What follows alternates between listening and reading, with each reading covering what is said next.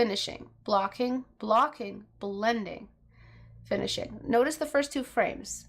Okay, blending, finishing, blocking, blocking, blending. I took a step back with the blending. Okay. Let's keep taking a look. So, I don't know how to fucking pause this thing. I guess I can't pause it. That's okay. So, blending, finishing, blocking, over blocking, blending back, finishing. Finishing means I brought in the soft brush. Are you guys listening? So most of the painting process is done with your blocking brush. This is the Mortal Kombat combo. You guys listening to me? What? Most of your painting process is going to be an exercise of resisting blending. All right? So that's what we're doing here. We are blocking to our heart's content and blocking every possible motion of the surface area until we have a decent amount of edges that by the time we're done, all we have to do is just blend them away to the degree that is appropriate. Again, my masterclass also has a list of what to blend. It's really foolproof. It takes you through everything. Unfortunately, I can't duplicate my masterclass. I don't have 2.5 hours, but this is a quick rundown of it. But if you need that list, go there. It's so much more detailed. It comes with templates, my brushes. It comes with everything. All right, so I'm just lightening the side of the nose a little bit. I'm trying to correct the sphere here, making sure that the sphere isn't too dark at the top. I'm really going to push this rendering today in front of you guys. Okay, and then I'm just going to try to get it to be a little more symmetrical. It's okay if things are slightly asymmetrical. They don't have to be perfectly symmetrical. And I'm just cleaning up. Okay. Okay, you know what, let it play, but I think some of these edges here.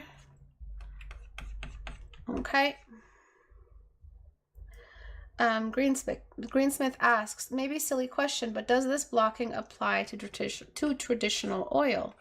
I don't paint with oil paint, and I don't paint with traditional paint at all, but I used to. And one thing that I did is I blocked in layers. Good question, by the way. I blocked in layers. So I got the first level, which is the main core shadow of the head. I blocked it in, then blended it. Then the second layer of the basic structure of the nose, blocked it in and blended it. Within a time period where the paint is still blendable. Then I blocked and blended the next level of detail, blocked and blended the next level of detail. In digital, you can block everything and then blend. But in traditional, you have to blend as you go, but you can still keep it organized. You can blend in waves and block in waves. Okay? But you can still apply this theory. This theory is media proof. So we're going to blend now, okay? And after that, we're going to do some finishing, meaning we're going to apply the contrast we need. So I'm going to blend in this order. I'm going to blend the globular stuff, which is the stuff that is rounded. So the brow bone rounds up into the forehead. The sides of the nose are rounded. I shrunk my brush. Okay, I did not blend this away. Absolutely not. I need those edges. Those are focal points of the features, or the focal, or the main landmarks of. Okay, the one thing I need to do is I'm gonna not redraw this, but I'm gonna clean this completely because this is way too. The line work is too edgy, and I think I know how to make this work in my favor. So as I'm listening, I'll play it still, but like as I'm listening, I'm going to fix this real quick. The features. I'm getting a pretty big brush and blending at the cheek since it's got a fat deposit there. So the more fat you have, the more blending you do. I'm going to blend around the mouth, as you can see. It did not need to be overly, that's a bit too much blending, my bad.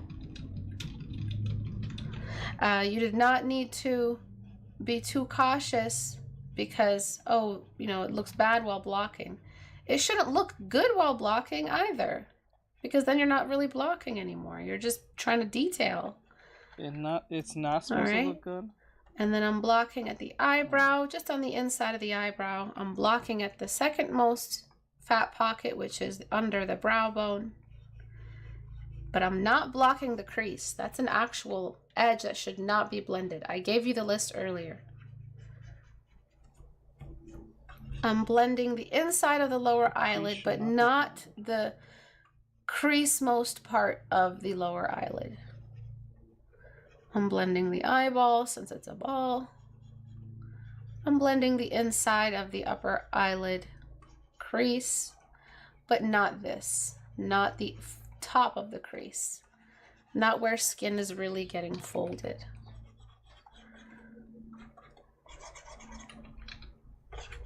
And then I'll do the finishing.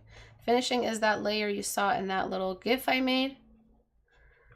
I'm blending the tip of the nose so it just looks less mechanical. I'm blending the lower half of the nostril hole. I'm blending away at the edges to keep them a little bit cleaner. And I'm blending a little bit of the the nose cast shadow. So now I'm going to adjust your contrast. Now that the edges have revealed issues, we can adjust this contrast. So the upper lip is too dark. And so I'm just going to raise the shadow of the upper lip so that we don't have any random shadows coming out of nowhere in areas that don't really have it. I have my flux on, that's okay.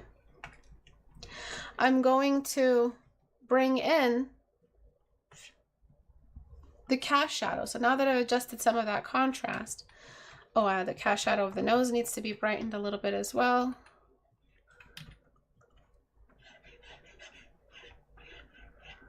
I'm going to bring in the gradual radial value that drops down from really high point, not a really high point, but it's kind of follows a high point, which is a high point of the brow bone, radially descending into the crease. I'll show you what that is. So forget about the explanations. Just watch the screen. You guys are probably all visual thinkers to a level. Don't worry about the words I use. Just watch the screen. So you have full black, low opacity, and you're laying down your first brush stroke. Okay. Low opacity. We can barely see it. That's important. And I'm shrinking my brush with the open and closed square bracket on my keyboard. And as I shrink it, I'm adding more paint because I'm adding an extra level that has accumulated from the previous levels. And so now I have this really nice gradual value that has created a more believable crease. You don't have to do it this dark. Not every eye looks like this, but it's enough to help you create believable resolution, especially if combined with a reference and you know what's happening in that reference because you've broken it down. You have a very nice crease that has added contrast and resolution and focal interest. Same thing on the next side, shrinking my brush as I add more paint. You don't even have to blend anymore because this technique is an auto blend. Oh, son of a bitch, I did it in the wrong layer. All right, it's okay. It's okay. All right, so 1, 2, shrinking my brush as I apply more paint. It's okay, guys, just get the explanation a second time. And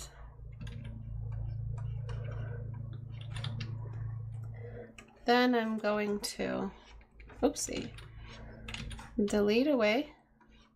Flynn Bassence asks, when are you going to start gaming?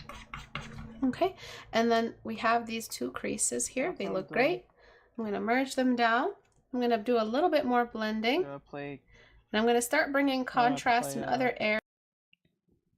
Might play a Haste or Marvel Rivals, mainly Haste. Areas like the eyebrow.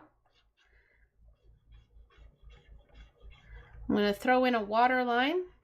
Even if you look, even if you blend away the upper line of the lower eyelid, it's blended away, right? all you gotta do is get a sketching brush, get full white on low opacity, and draw in the water line. This is exactly how you were supposed to do it anyway. Don't worry so much about the edge of the lower eyelid being sharp.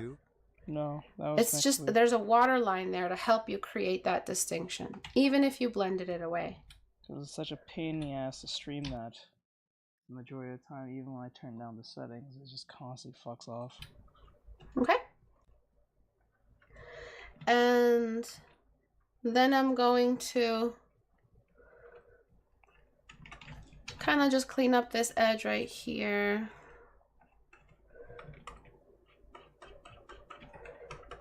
And yeah, I thought, oh, I overthought the waterline when I was younger. I always overdid it. I always overdrew it, and my characters always looked miserable and dehydrated.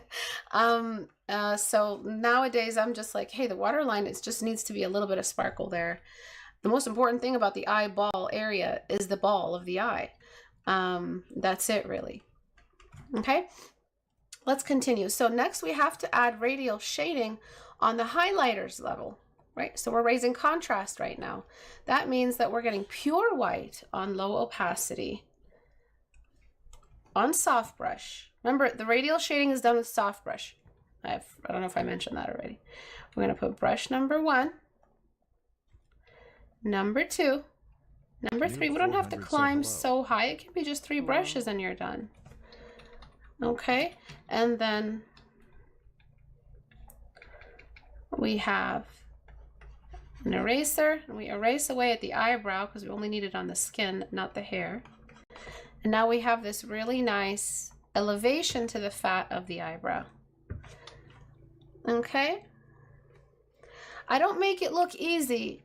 It is easy, but your brain makes it hard because your brain is, the last time it did this, it was difficult. So your brain is gearing up for a difficult journey, and so it will self-fulfill that prophecy, and painting will be difficult and complex for you next time, even though you just saw proof that all you have to do is these brushstrokes and this degree, and it's done. Humans overcomplicate things based off their memory of the event the last time they did it. You have to build a precedent. You have to trust this tutorial so much you follow it brushstroke for brushstroke. So next time you paint, you reference that time you painted brushstroke for brushstroke. Good afternoon, everyone. Studying is building precedent for your brain to reference so it doesn't panic trying to do this really weird task it's never been asked to do before. It is as easy as it looks. What makes it difficult is your personal experiences. Well, that's a very kind way of calling it. But it is as easy as it looks, I promise. All right, I'm gonna add a little that little pocket on either side of the brow. I mean, of the nose, right here.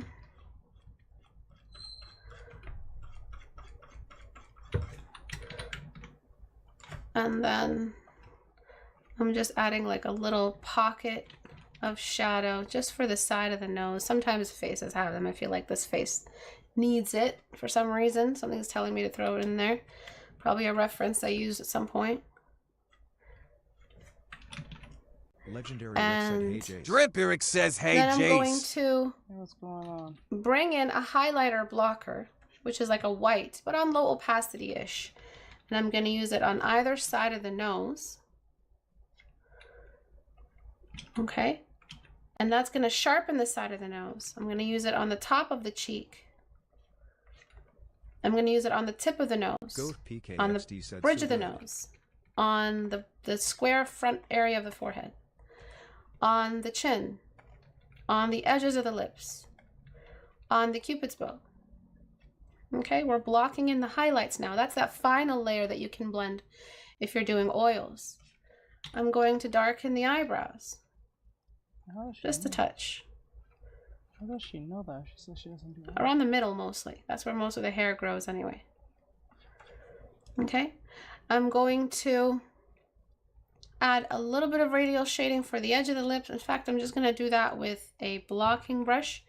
Slowly radially. You can radial shade with a blocking brush.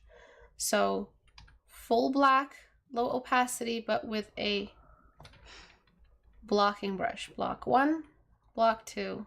block 3. And what we're doing, they're asymmetrical, that's okay. What we're doing now is we're blending them, assimilating them, I guess, into the rest of the face, so that those creases actually feel like real dents or dimples at the edges of the lips. Not dimples out here, the actual dimpling of the lip against the face when it's closed. And I'm going to throw in the final black contrast line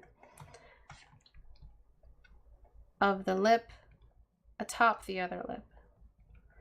Don't over render lips, it looks weird. It looks like your character is dehydrated.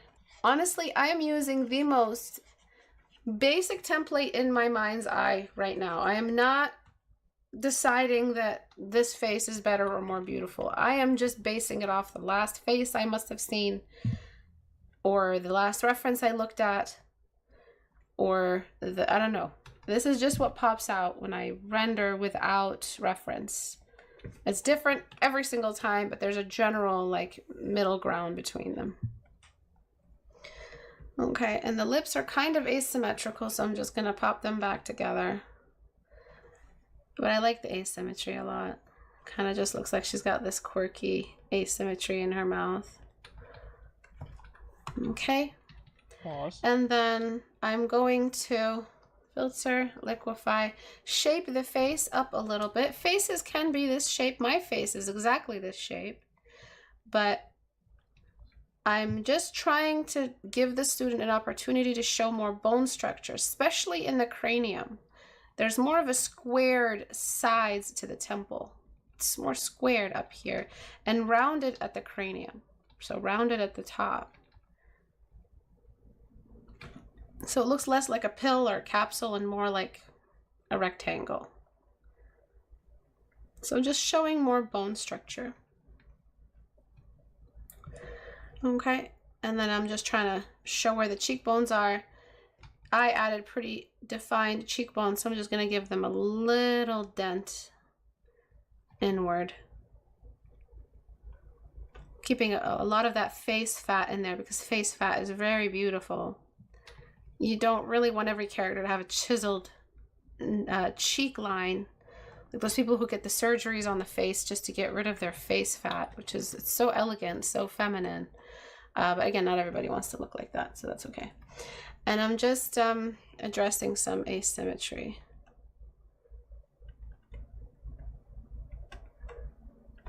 Okay. Okay. So now all that's left is just finishing work and adding in, with just enough time to spare, adding in the pupils back, adding the cast shadow of the lash line, just like so.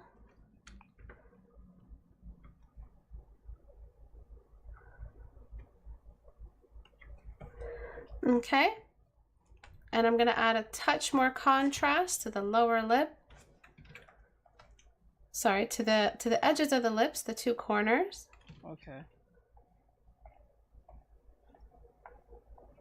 I'm going to add a little bit of bounce light on the lower lip, reflecting off of the chin. Okay. I'm going to add a bit of just, visual libraries just popping off. So I'm just adding a little bit of like a shadow on the lip just here. I'm adding a highlight for the upper lip, which is that cylindrical highlight. I'm pushing the highlight of the Cupid's bow a little bit more, a little like Bob 34 sparkle on Bob the tip of the says nose. hello. Hello, Bob. A little bit of that same glimmer or glistening on the upper eyelid.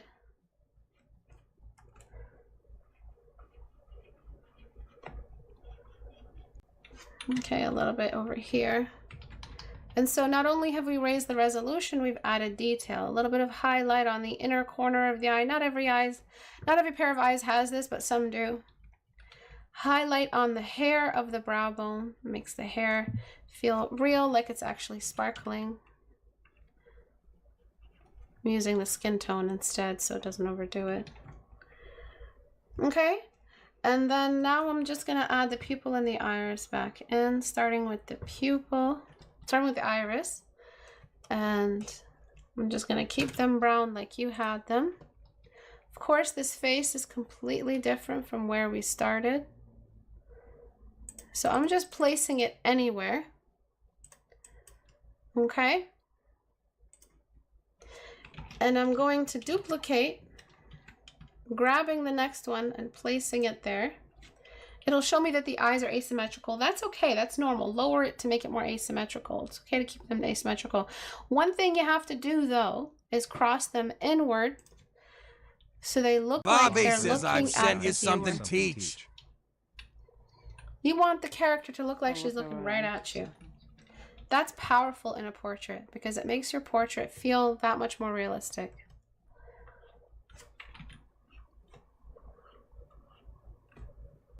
Look at that beautiful gaze. And you can make them a little bit bigger if you'd like, if that's your style. Though the smaller they are, the more realistic they'll look. But if your style is slightly bigger, go for it. And these eyes are a little bit too asymmetrical. Let me see if I can just raise one, because then I'd have to open up the eye and I don't want to do that. But the eyes do feel a little bit sleepy all around. Remember, this is a complete change in the face, so I'm not going to be making it look exactly like the before. I know some of you like that.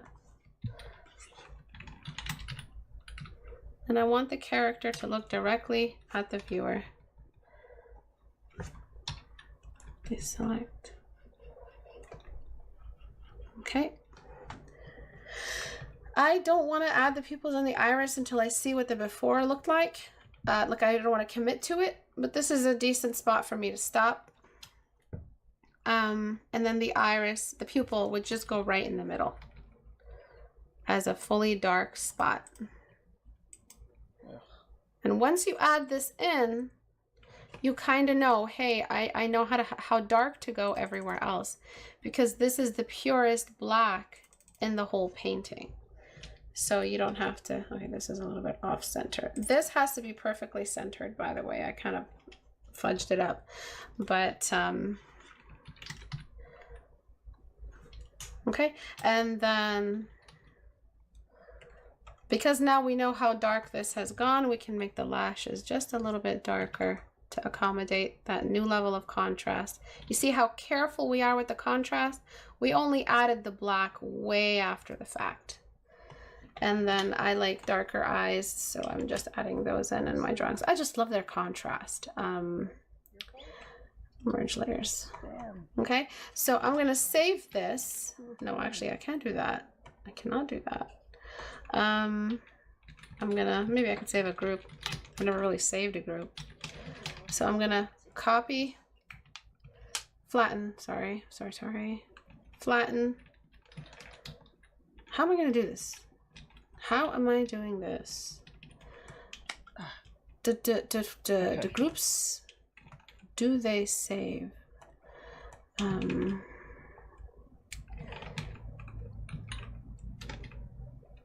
No, they don't. Oh, shit. Oof.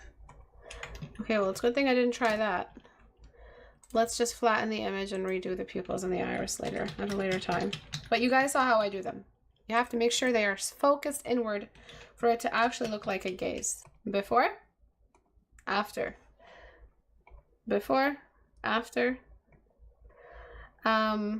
Pick a spot. Its detail was interpreted. I don't have the original reference you used. The face changed a little bit. For instance, the nose was a little bit more of a Mediterranean kind of slanted nose, like that. It's kind of cute. Okay. Yes, I think that's much more accurate. And then the lips had a cute little smile. So filter and liquefy. Again, when I paint and it's so little resolution in the before, I have to bring in information from what I have available to me in my brain. So I'm just trying to get back what the artist originally intended. I think there's a hood in the eyes, if I'm not mistaken. Do you guys think that's a hood? I don't know if it is. All you gotta do is very simple. Not every eye has deep set eye sockets. You just take that eye socket we built, duplicate it, and lower it. And you get that same crease, but lower, representing a more hooded upper eyelid space. Okay, now I'm just trying to keep it the same character. I heard your calls. I am answering the calls of my people. Okay, and then the waterline can be a bit thicker. I think I painted it away.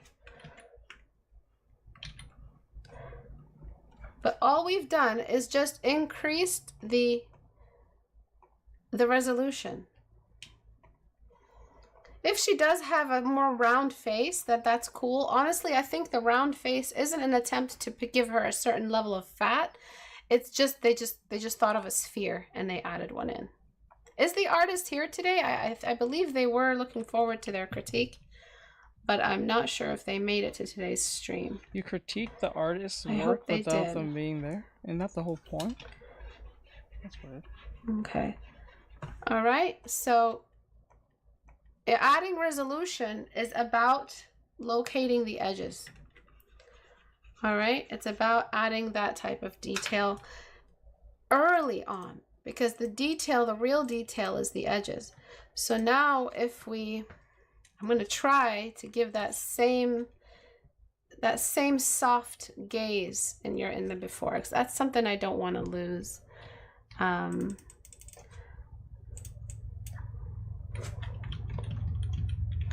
I'm just going to superimpose it on the eyes you drew. Hopefully that'll help me find it here. Hopefully. It's kind of like a really cute spaced out look.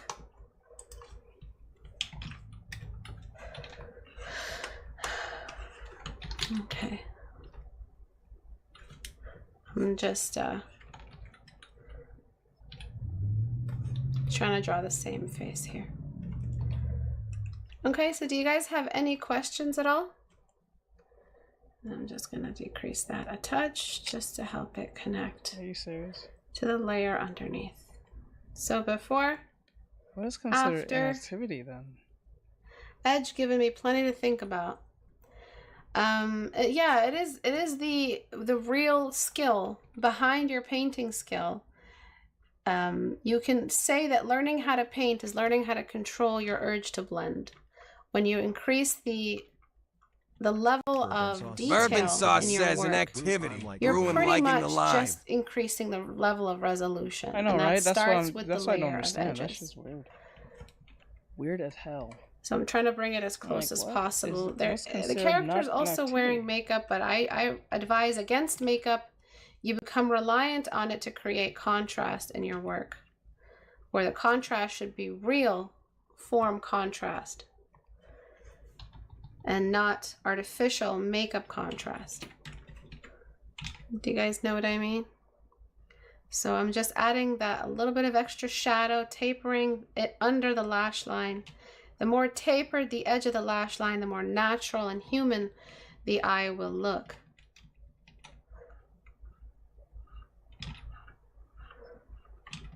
Okay. That's crazy. I don't know. That's weird. So this is like a mini masterclass for you guys today. It's going to be added to the Just Getting Started playlist I have on my channel to help those who are just getting into their 14-day challenge, trying to figure out what the heck to do with their blocking brush. What is a blocking brush? Why? This video, I hope, helps you guys. And I hope I've gotten close to what this character's face was supposed to look like. Just because I love that before. I love the character in there. It's just such a gentle spirit, and I want to keep it as much as possible. I tend to kind of lose the original character sometimes if the resolution is so low. And that's it. Okay. Any questions? Let me look. So as far as I see it, I don't think I have a painting skin problem. I think I have a contrast problem. So I need to figure out how to contrast the edges for it to work, so it can look more realistic. I don't think it's a coloring problem. I don't think so. The more I think about it, as she claimed, the way she explained it makes more sense in my head now. I don't think it's a coloring problem. It's a contrasting problem. So I need to figure out how to work that into my advantage somehow without going crazy, because this is one of the most annoying things I have to deal with from while doing this whole art thing. So. Look over. To me, the original doesn't look like it had huge problems. It just seemed as though it was explaining how to paint a bit stronger and how to fit the head and neck properly. Dramatic difference of initial improvement of me seeing it for the first time. Thank you, Abu. I don't think they're here. Yeah, I think they thought it was another day. And I'm just adding a bit of contrast. So I'm trying to get the face to look similar as much as I can. All right, guys. So checking one more time. You can go to my subreddit right here. Painting a face teaches you so much, as you see from today's class. Other 14-day challenge critiques I've done in the past. Bourbon sauce it's a says great no problem, way guy to expose sensei. yourself to as many mistakes as possible, because the more mistakes you acknowledge and fix, the so faster it seems like the issue that I'm having is that better edges. We need to get better edges. So I think she's the studies the basics, don't skip this, and why. I think she is the best thing I need right now to use Portrait Studio. Why is my masterclass? Oil blocking brush is my new. Okay. How to paint with light source. Maybe that will be that too. Hey everyone. Bob, I saw your message. Are you still here? It's Artextric, and today's video is going to be about light sources and how to do lighting. Of course, I'm not going to. It has to be. There's a lot says behind yes. lighting that has to be explained first. Some basic rules, some basic stuff that can't be ignored, the real physics behind it. And like I always say, the study of art is the study of form, and form is visible only when light is present in the room. If the light was off, you would see nothing, therefore there would be no form revealed. How is form revealed? What is form, Mr. Breck? Form is the 3D mass of an object, the three-dimensionality of an object. It is revealed when there is light, because there are... Before I keep going with this, you're...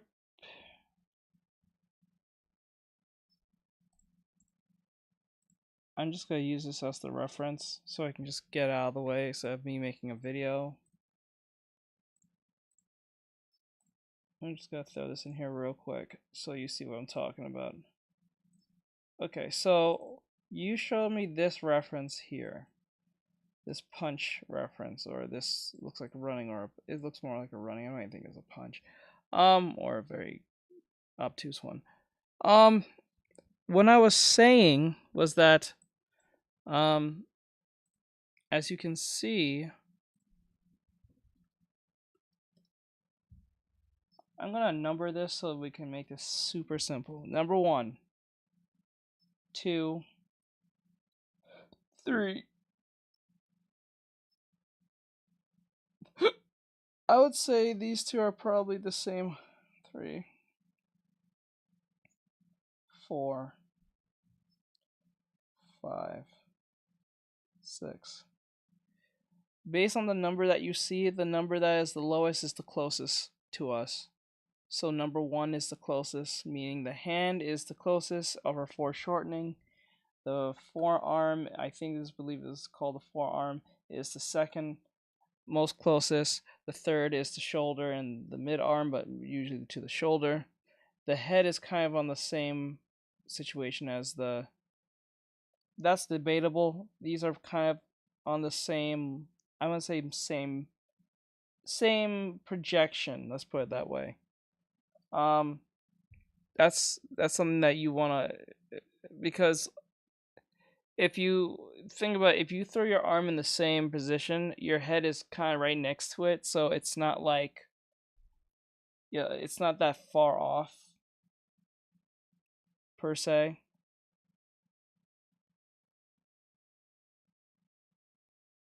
Why am I looking? I don't know if that's like a. I don't know if that's like a problem for the. I don't know why when I'm streaming my VTubing model into TikTok, it always have this blinking problem. Like he can't stop keeping his eyes closed. On like YouTube, it's perfectly fine, but on TikTok, it's horrendous. I don't know why. Anyway, so 4. This is the 4th biggest part here. Now, it doesn't seem like it is, but it is because of distance. Because we have to always think of what body part is closest to us based on camera, because we are the camera. So the closest thing as to us as the camera is going to be the furthest thing, which will be the smallest. So whatever's biggest is usually closest, whatever's smallest is usually small. That's what I was saying in general. That you drew the problem is that you drew the hand. You drew hold on. You drew the hand,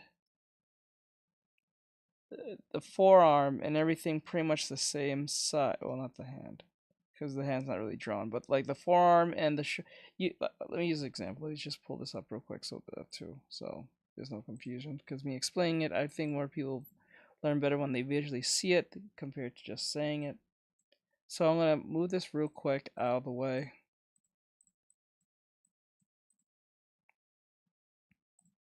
Okay, so we're going to.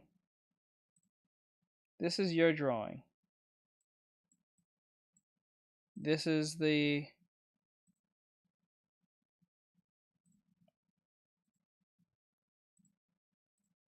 Turn this down a little bit. So you see the problem here?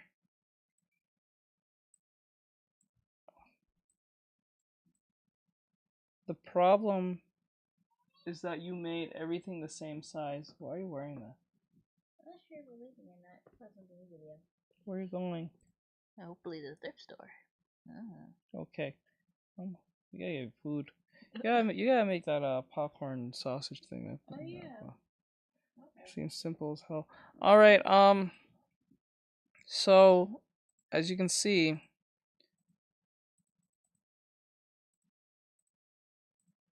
look how the arm in the back looks so big compared to the one in the front. So what I would have done here is that I would have. Where's my pen? I would have made this part much bigger. So I would have made it like this. Grab this, put this over here. I would have made this part like this. And just as an example, but like this. And then made this part that connects it to that much smaller. They're not the same size because I made sure to make them smaller. And then the shoulder will be here, and then the head will be about here, if you want to make that dynamic thing. And then the chest will be here.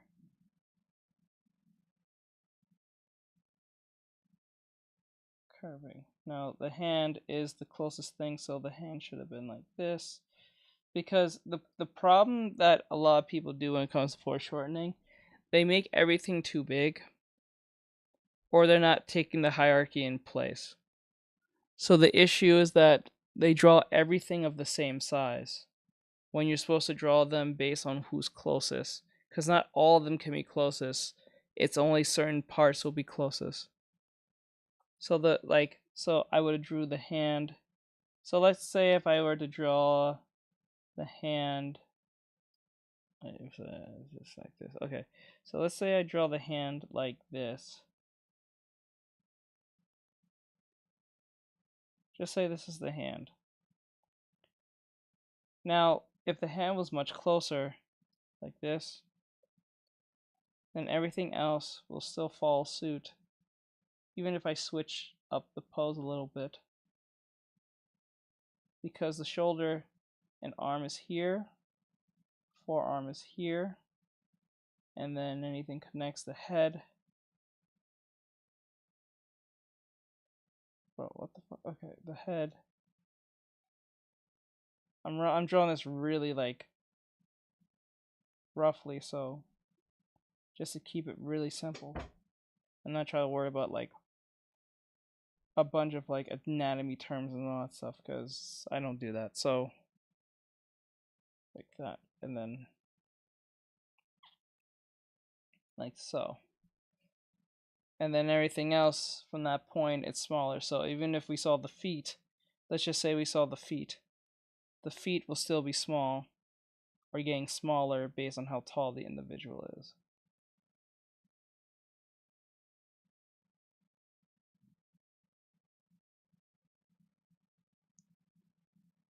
Like that. Now, I know that looks really ridiculous, but it falls in that hierarchy and stuff. So always keep in mind whenever you're doing foreshortening, you can always use numbers if that makes it easy, or letters if you want, whatever makes it easy for you to remember what's bigger. So like I showed you here, number 1 is the biggest, number 2 is the second biggest. Now I understand that this is a hand and this is a forearm. Isn't this naturally bigger than this? Yes, but based on our perspective, that changes. It doesn't change the person, it just changes our perspective.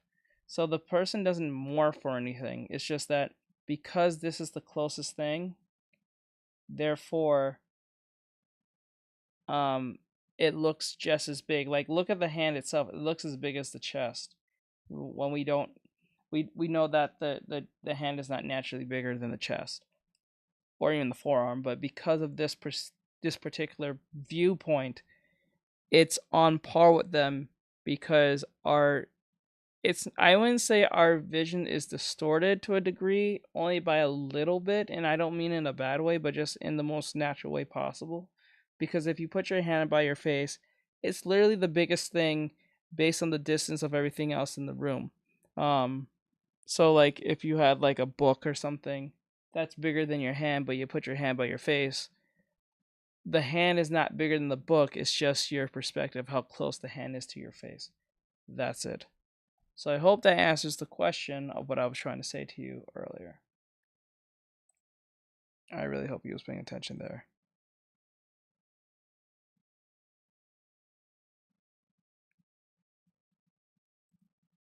Aspects of that three-dimensional object that look away from the light, that are not directed towards the light. So let me explain what I'm talking about. Okay, so we have light source. Bobby 134 says yeah. seconds. Thanks. Okay. Right here. And then we have the three-dimensional object, which is No the problem. circle. Wow, retarded circle. Okay.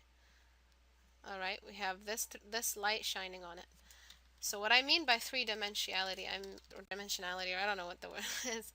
I mean there are two dimensions. There is x and y, which is width and height or length, and then, well, yeah, you can say that. And then there's the breadth, the deepness, the volume, the cup that isn't just squared. It's the part of the cup that can be filled because of the three-dimensional aspect of the form.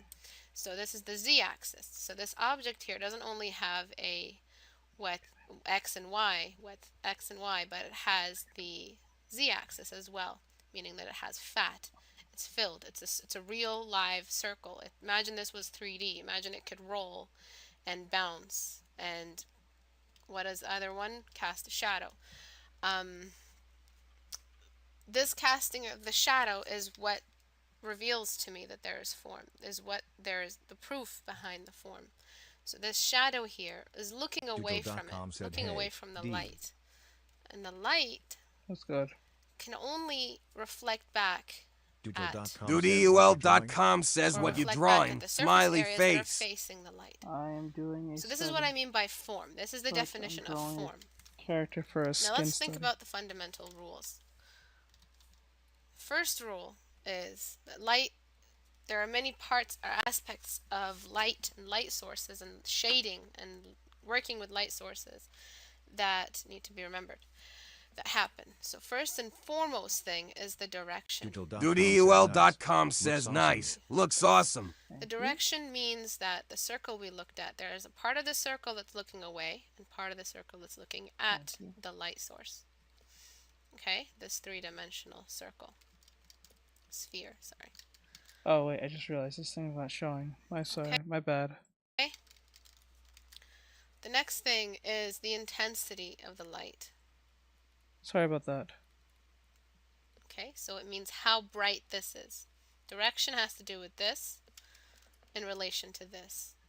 Intensity has everything to do with this. Alright? Oh, whoops. 2 ones. 3 is the material.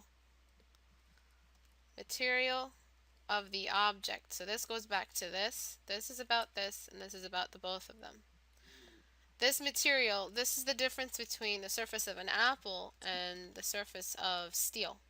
So it can be a really shiny surface. The shiny surface changes how this object reacts to the light. It can be more reflective. So material can be reflective. Reflective, which means, or Or you matte, should pay attention to this which if you're means still not here. reflective. There's no shiny component, shininess component to the material of the object that has the form that you are drawing. For instance, you are drawing a cape, a red cape.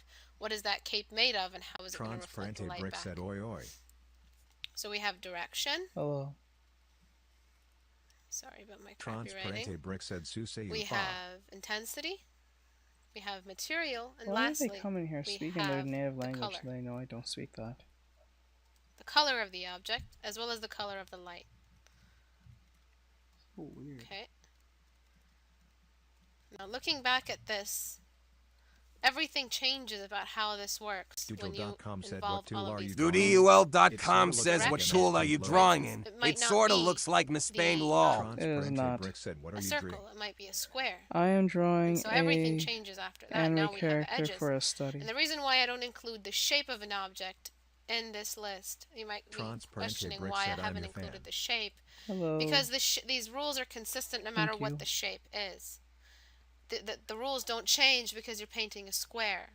The rules don't change because you're painting a triangle or something. These are really consistent rules in the way light behaves with material. Because there's no Light rules. behaves with matter. The rules are So there are when no we're talking rules. about this object, these rules are exactly the God. same. One of the most The weirdest things square to is say. going to react the same way that the circle will. However, the only difference is, of course, the edges. Transparente Sometimes there Brick are said, edges, "Oi, sometimes oi, there are oi, no oi." edges. So the only issue here, the only difference, the only real thing that you need to remember between shapes and the way they react to light is graduation, like gradual tone versus sudden cuts. So sudden dark corner, sudden turn. So this is all light, and then a sudden dark corner, and this all becomes dark. That's really the only difference, and this is really essential when you're painting buildings, so you understand how to paint them. When you're painting different weapons, when you're painting different kinds of faces. Is there a gradual tone, Transparente or Brick is there said, going to be "Frowning a face sudden with edge? open mouth So emoji. depending on the Sunglasses skeletal emoji. structure of a face, it Pinching can be a hand very emoji. masculine face with a really pronounced bone structure. What you're used to, maybe you're used to painting girls all the time, and you're used to the gradual tone, the soft cheek, the soft brow bone. You forget to include that harsh edge sometimes that happens in male faces when the light is being cast from the side. So these are all really, really important things to remember because they're consistent everywhere you paint. You may be thinking, well, faces are harder because you have to think about skin tones. Skin tones is for another day. Even if you're painting in grayscale, these rules of lighting are really important.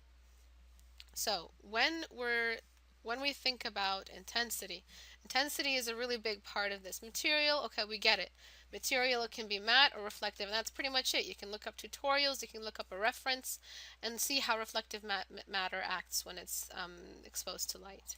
Matte doesn't really react that much, so there isn't much reflection, there isn't much glitter, let's call it, or gloss. Matte is very basic gradual tones that happen in matte. Usually base tone and shadow tone, never a highlight tone with this. But this is a definite highlight tone. Transparente Brick said, You "Face purple, definitely, wide eyes, if you're glasses, painting purple, yellow, metal diamond." or some kind of metallic mech or something, you're gonna need, forgetting about color for a second, you're gonna need the mid-tone. you're gonna need the shadow tone, which there isn't really a shadow. It's like reflecting the colors around it, but there is something of a dark tone in there, and the really really high light tone.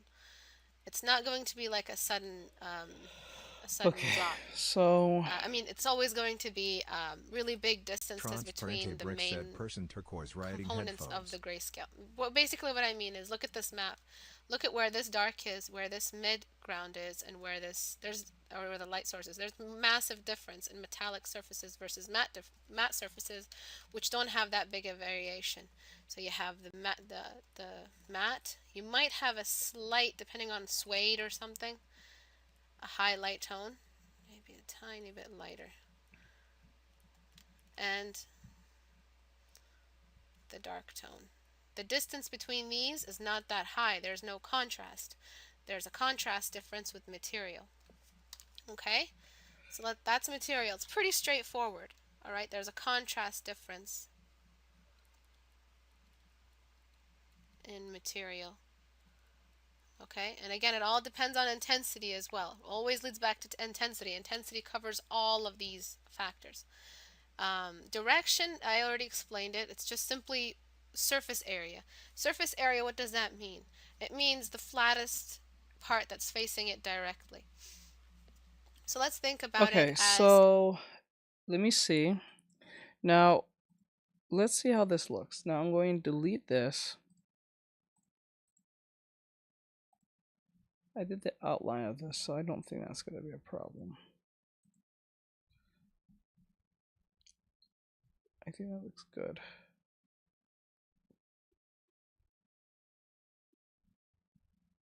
Okay.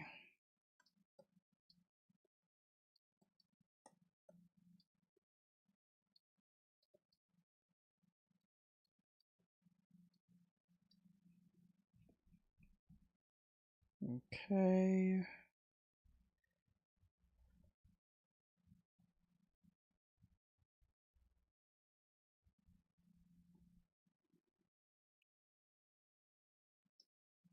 There we go. Okay. Now what we're gonna do. This part's really too thick. Too thicken.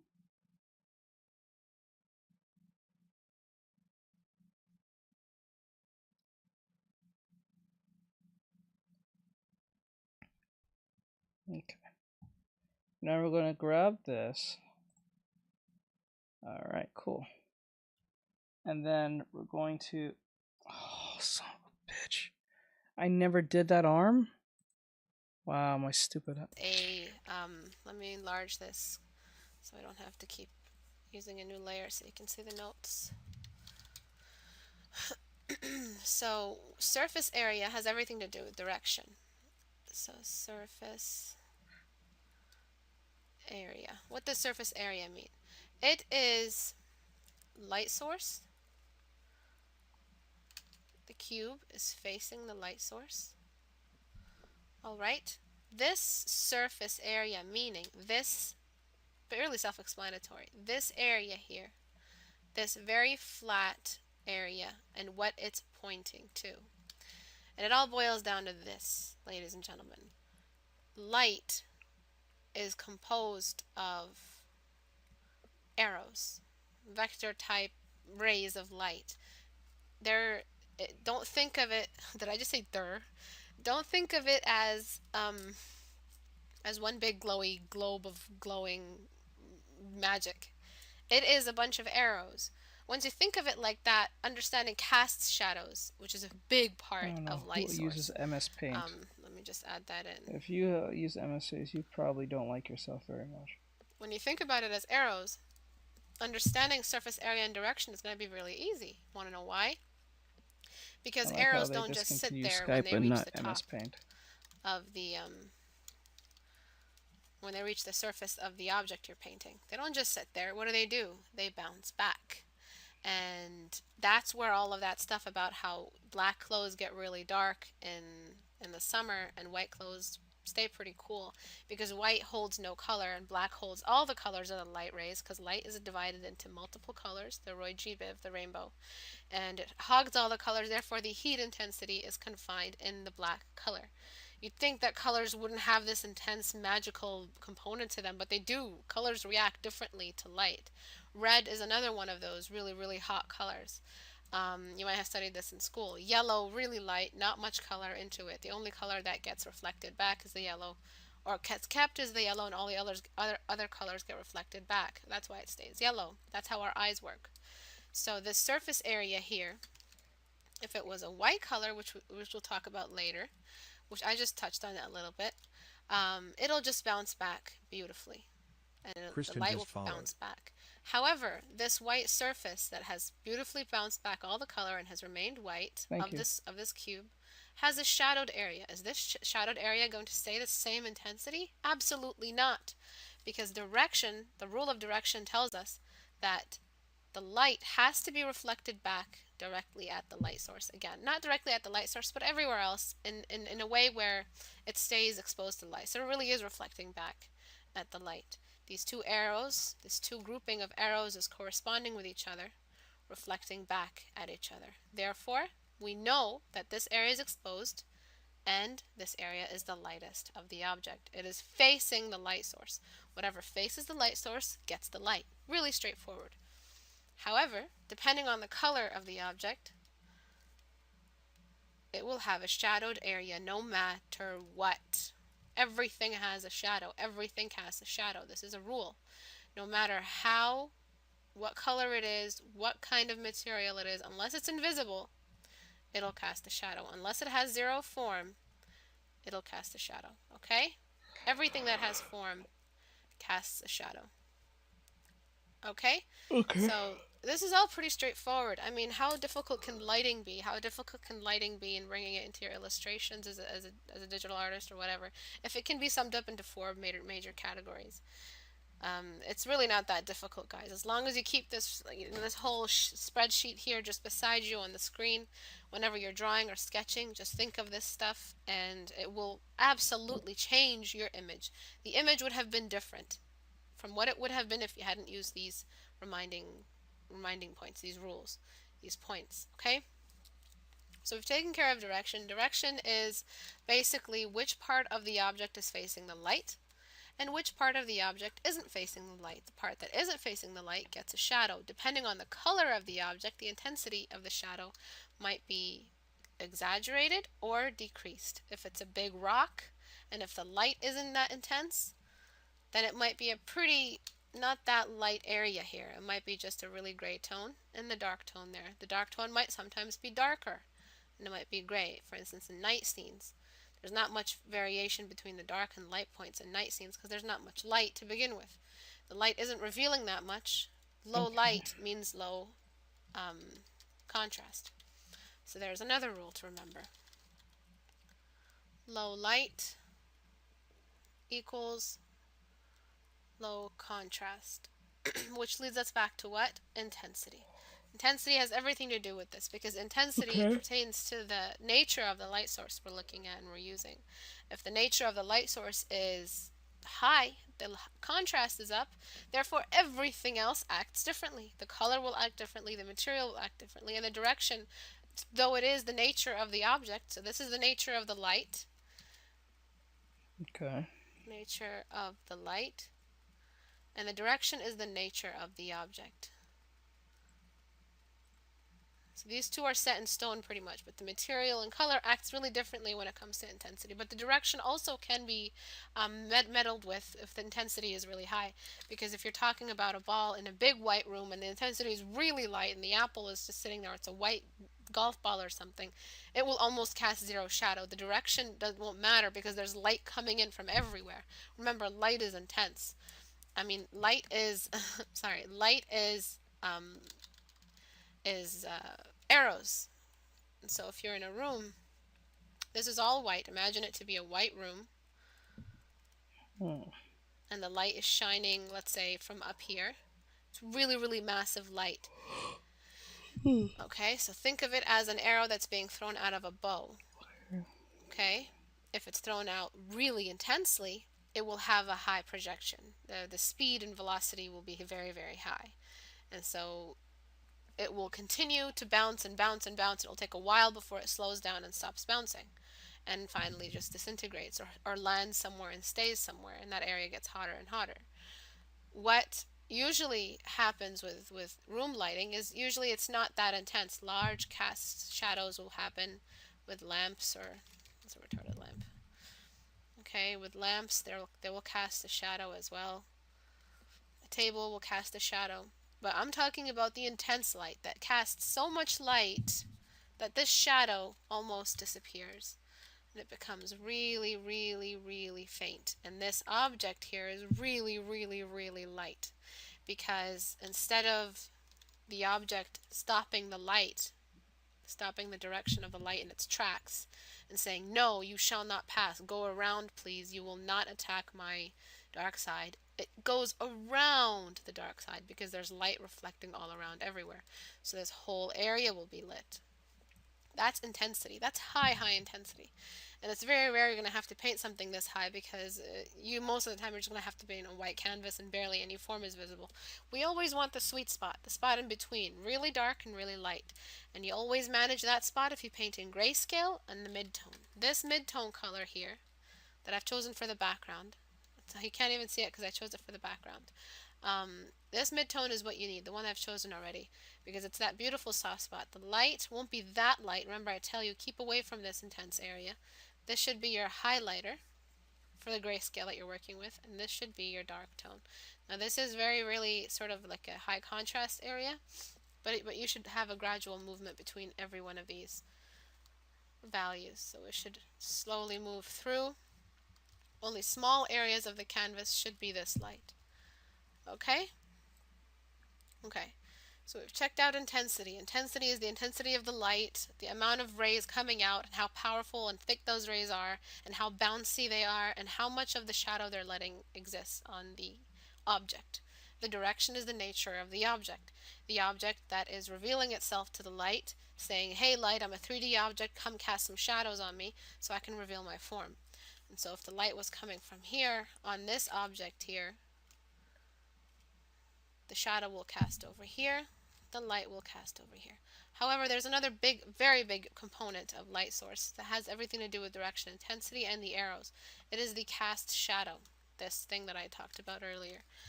This long shadow.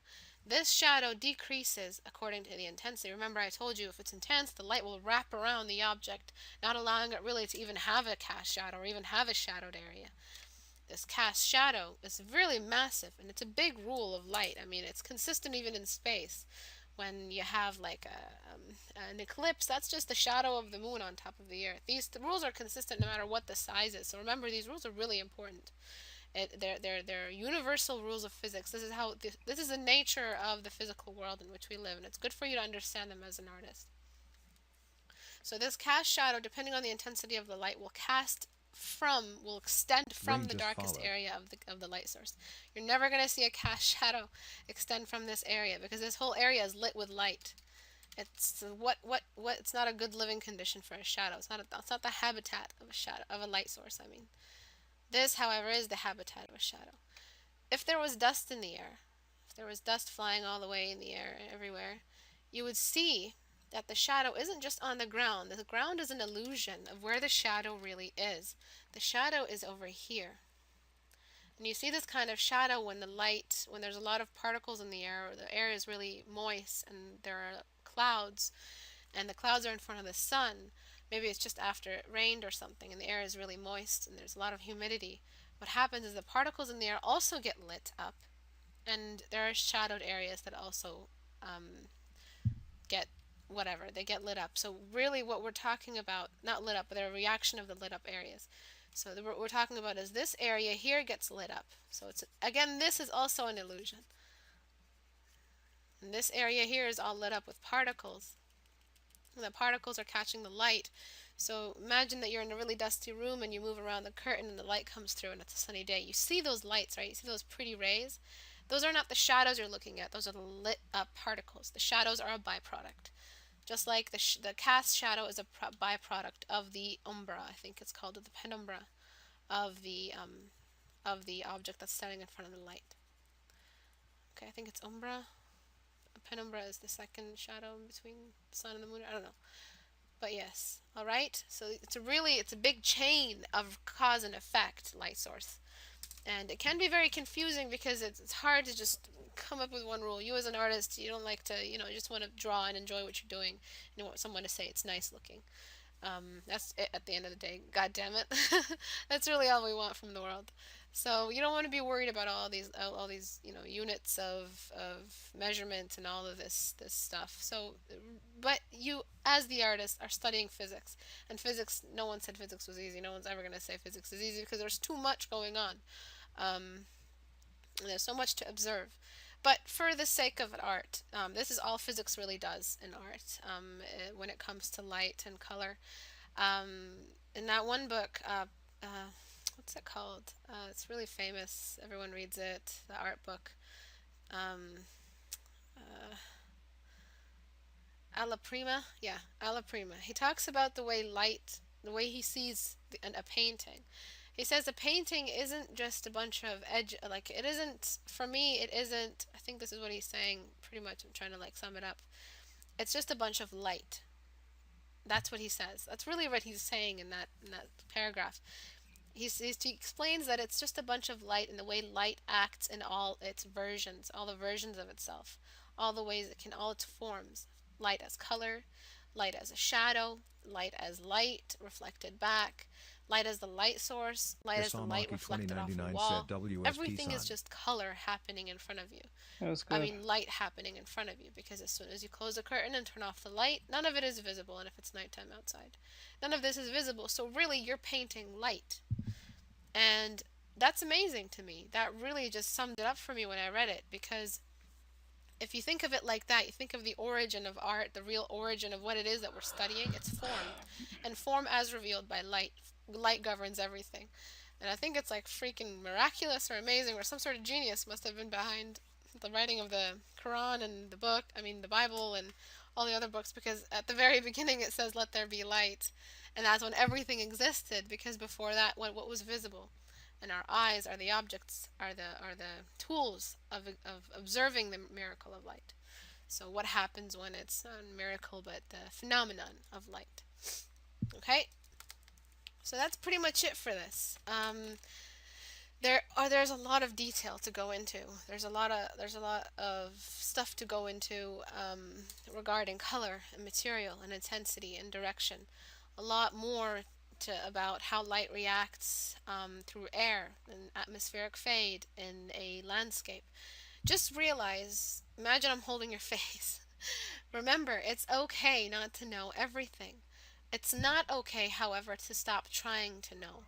It's not okay to learn a couple of rules and stick to it. It's not okay for you to think you're going to stop learning at some point. You will always continue learning. There is always something else to learn. Either it's in the expressive area of what art is, or the physical area of what art is, or the observable physics and art. There's always something to learn. So don't be overwhelmed. Don't say this is so much shit. What the fuck am I gonna do? I don't know how I'm gonna go around this. What you need to do now as the artist is take in what you can. Write down these notes. I'm going to have them written neatly in the description area so you can copy paste them to your next painting. Think about them not necessarily in this order, but try to approach it in this order, because we're thinking grayscale right now. So grayscale, you can still draw the direction in grayscale. You can still determine the intensity of it in grayscale. Material can still be determined in grayscale. However, when you add color, that's when things change. And one last little thought on color, by the way. Color, when you bring in an object that is colored, let me show you what happens when we get a red like this and desaturate it. It goes a lot darker. There's a darkness that is added to it when you remove the color. Color has... Okay, so let's grayscale it now. Let's find its grayscale version. It is a lot less bright, I believe. a lot less bright. Let's see this as a graph. The brightness, this is the brightness, this is the y-axis of light and the color. This is where it was when it was grayscale. Look at this. And when we think about this color, look at how high it climbed till it got to this color here. Now this is no man's land, or near no man's land. You want to need this until you're like in the hottest part of a fire, or not even the hottest part. The hottest part is like almost orange or something, or like a super bright, intentionally super bright, glowy monster knife or sword of some crazy champion from League of Legends or something. You don't need this kind of bright anyways, but look at the brightness difference. Look at how the brightness changes when you add color. So thinking about this red, this red, this red, you have to imagine it to be, you're always going to have to change something. And grayscale, working in grayscale isn't a way to learn how to paint in color. You learn how to paint in color when you paint in color. Learning to paint in grayscale teaches you about intensity and the direction. And material allows you to take on all of that without having to worry about color just yet. So paint in grayscale, guys. It's really important.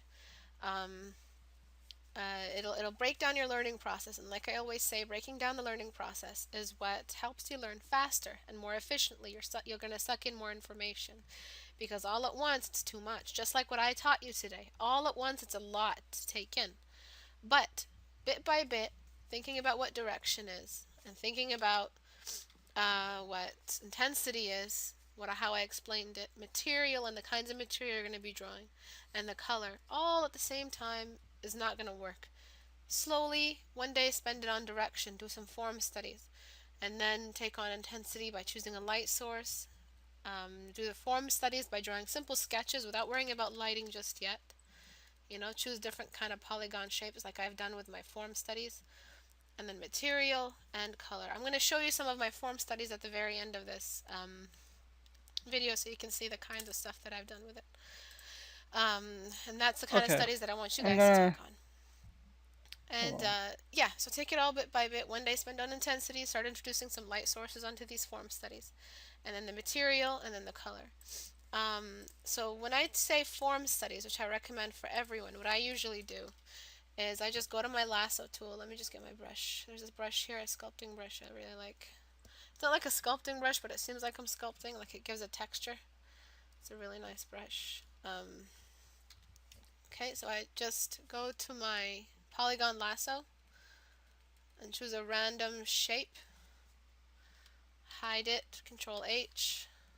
Hide the marching ants. And I choose my base tone. My base tone has to be a decent, like a good mid-tone depending on the intensity of the light. So let me choose an intensity. This is how bright it'll go.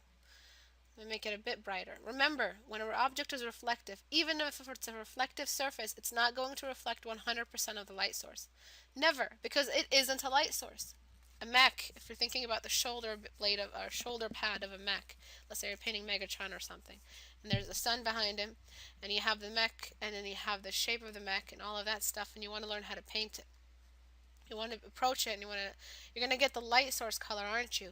You, in your mind, are choosing the same color for the light source as you are for the light tone of the matter that is the shoulder pad. No! The light source is its own independent, brightest thing in the painting.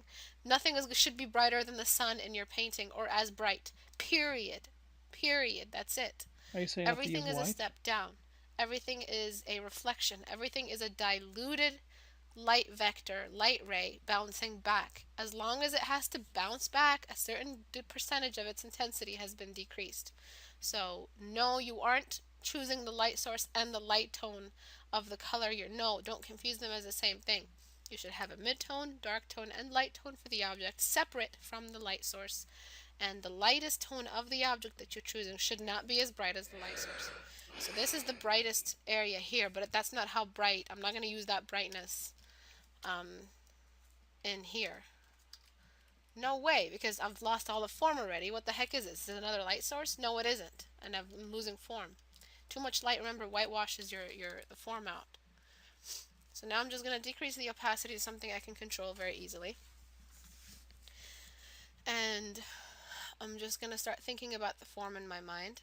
Usually you guys should sketch this. I skip the sketch stage because I think of it in my head. Try to visualize it in my head. So let me think of all the areas that I think should be the brightest. So this surface area, thinking arrows. The arrow coming out of this is pointing directly at this. So this should be the brightest area. Alright, so I've chosen my brightest area. My darkest area is going to be, I'm going to choose something of a dark tone, is going to be this area here. Okay. This is going to be, I'm going to turn up the opacity. This is the side that is the darkest. So I've chosen the shape of the object. Okay.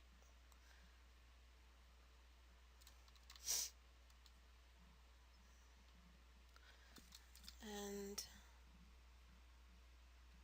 I'm reshaping it. Of course, I'm not going to choose the perfect shape right away with the polygon tool. I have to reshape some more. I wonder. Okay, and now I chose the darkest tone. And this That's is pretty much what I go it's through not when I paint these. overlapped.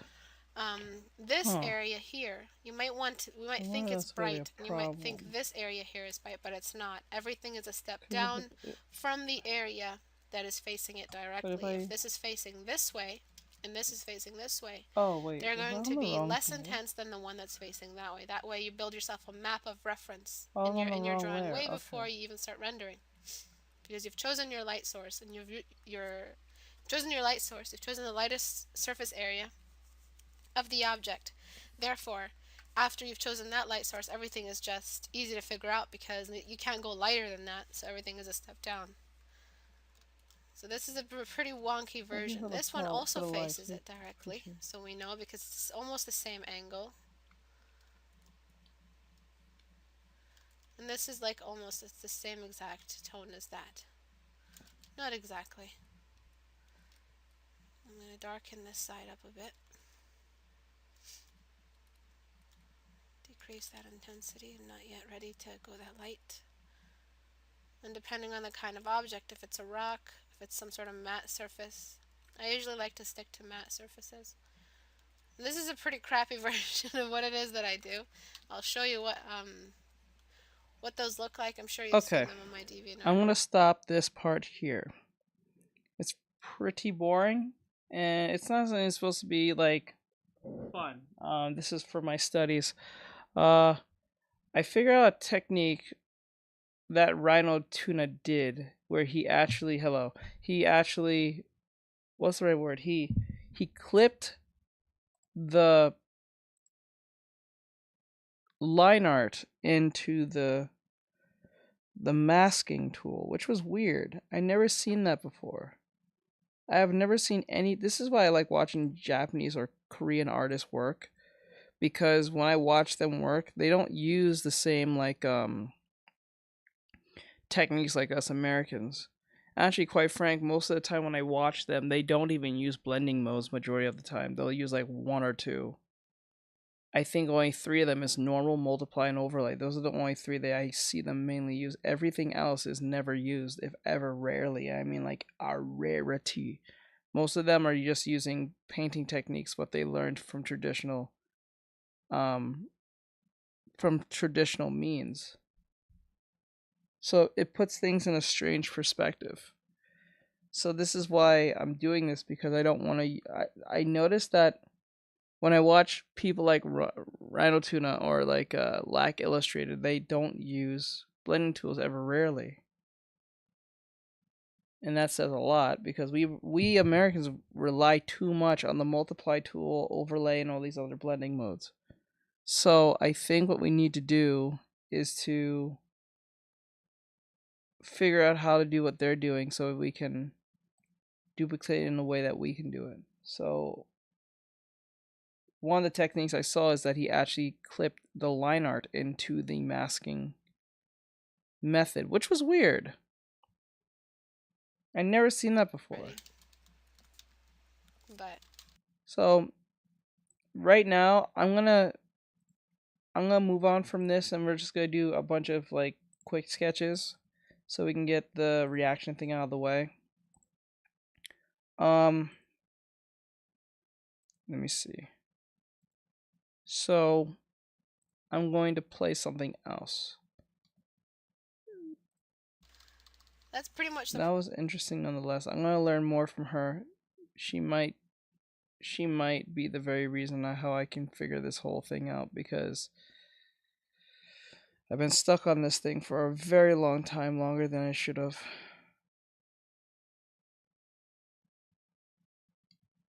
Okay, let me see.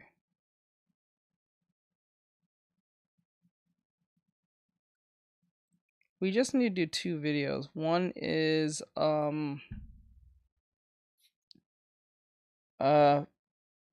reacting to some anime recommendations, and the other one is let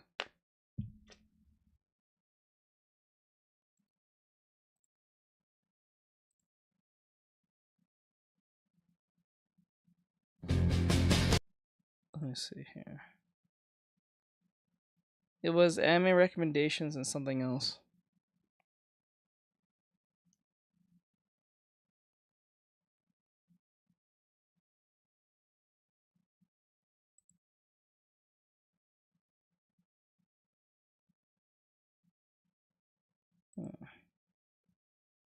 You are looking for new anime to watch in the year 20... Okay. Let's just knock this out of the way real quick. 25. But what if I told you that this video will provide exactly... You are looking for new anime to watch in the year 2025. But what if I told you that this... So this is top 10 new anime you can't miss in spring 2025. This is from Anime 3 Recon. We'll see what they have to say. You are looking for new anime to watch in the year 2025. But what if I told you that this video will... Hold on. Ugh, I hate doing this every time.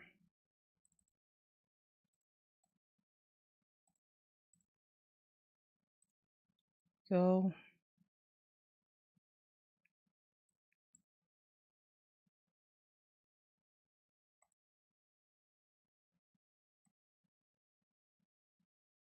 There we go.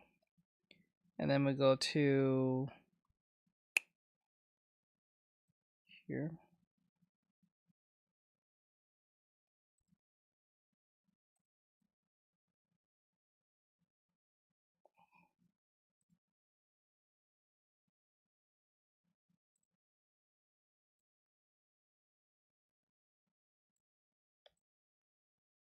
Like that. Make that pause. Turn that up. There we go. There we go. So Provide exactly what you came here for.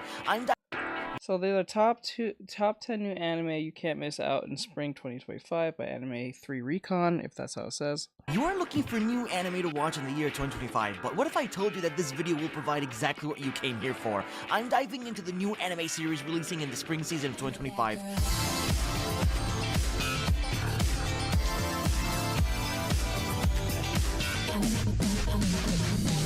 Ones that have not been released yet and will be out within a month of time for you all to look forward to and enjoy. You surely want to stick around for this because there are lots of new and exciting returning anime to talk about today. 私は案内人ナイスな負の感情テイスティーこれからは悪徳漁師として領民どもからさ Let us begin this list with I'm the evil lord of an intergalactic empire. How would you guys feel after going in depth and getting betrayed by your own wife? Pretty miserable, I would guess. And that is how our protagonist Liam felt in this anime. He was then reincarnated after facing his death to the world of outer space as the ruler of the interstellar empire. Now it was his chance to do whatever he wanted for his own benefit, and what he wanted to do the most was ruin people's lives. Thinking all his decisions would lead people to their doom, apparently the people of this world love every choice Liam has made as they support and applaud him on whatever decision he has makes, well, you know, thinking that they would be happy with it. It's pretty funny, but it's really interesting for a reincarnation anime, so definitely do check it out. This is one of my most anticipated anime airing in the spring of 2025. A visually stunning demon-slaying anime with beautiful visuals that I'm excited to witness. あなたの献身嬉しく思います。でもちゃんとこの目で確認できたわ。間違いない。あの顔は私が見たまんまよ。Sword of the Demon Hunter follows a man named Jinta who acts as the Shrine Maiden's guardian. But upon hearing the distant voice of a demon in the forest that speaks of the distant future, he went out to slay it. But the cool concept of this, however, Jinta will slay demons by traveling through time, all while searching for the meaning of wielding a sword for himself.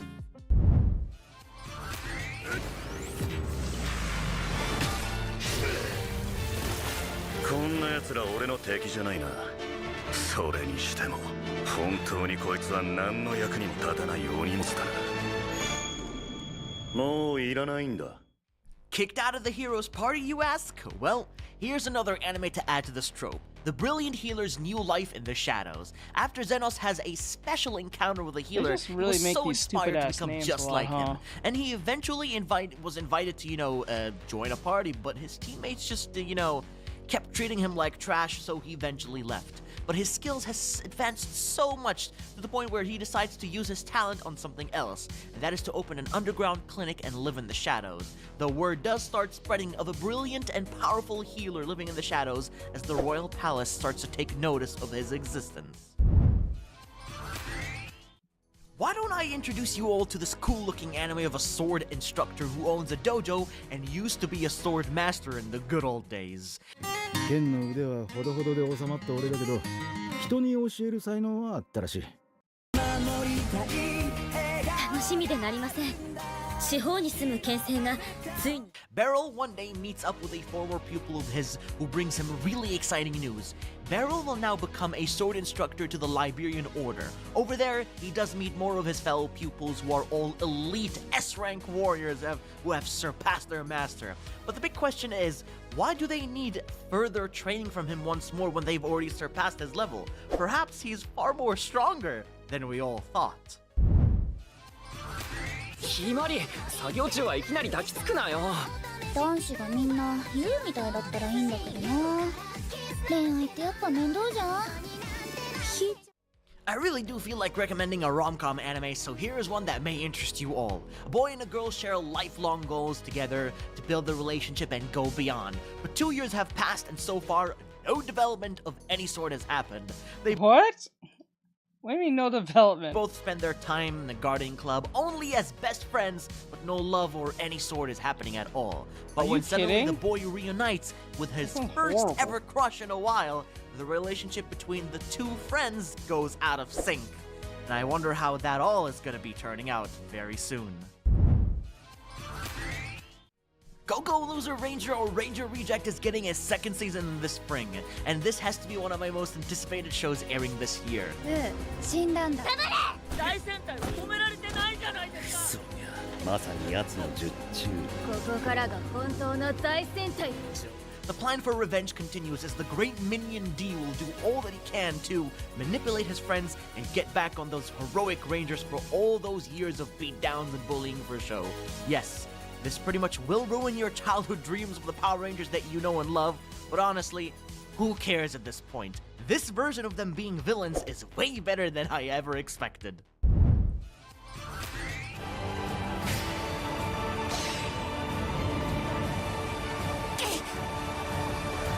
最強の王様、二度目の人生は何をする？ Now for this specific anime, My I friend would said say so. I'm worried I and remember excited the at the main same character. time for the beginning after the end. Studio A-Cat. One of the worst in the animation industry is handling such Pretty a much. delicate adaptation that people really love, and they are making it into an anime. Now, their track record of anime is really not great, and none of what they produced was a hit and mostly a miss, and I don't have much hope for this series at all, but I'll still be watching it, same as others, since, it is a isekai reincarnation story of a badass prodigy protagonist that grows into an absolute legend.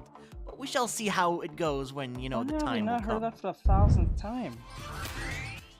Slime 300 returns for a sequel, a simple slice of life anime about chilling with friends and having the time of their life together. 姉さん、部屋の掃除終わりました。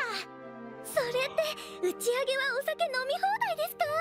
まあ、予測のできないかな。Now, if you do need an anime to read, to, watch after a long day of work, then this here is actually a perfect series for you. It does have your overpowered protagonist, but this anime mostly focuses on comedy, character development, and a friendship experience that is just great to witness. Just don't expect anything else besides that. If that sounds for you, then do give this anime a try.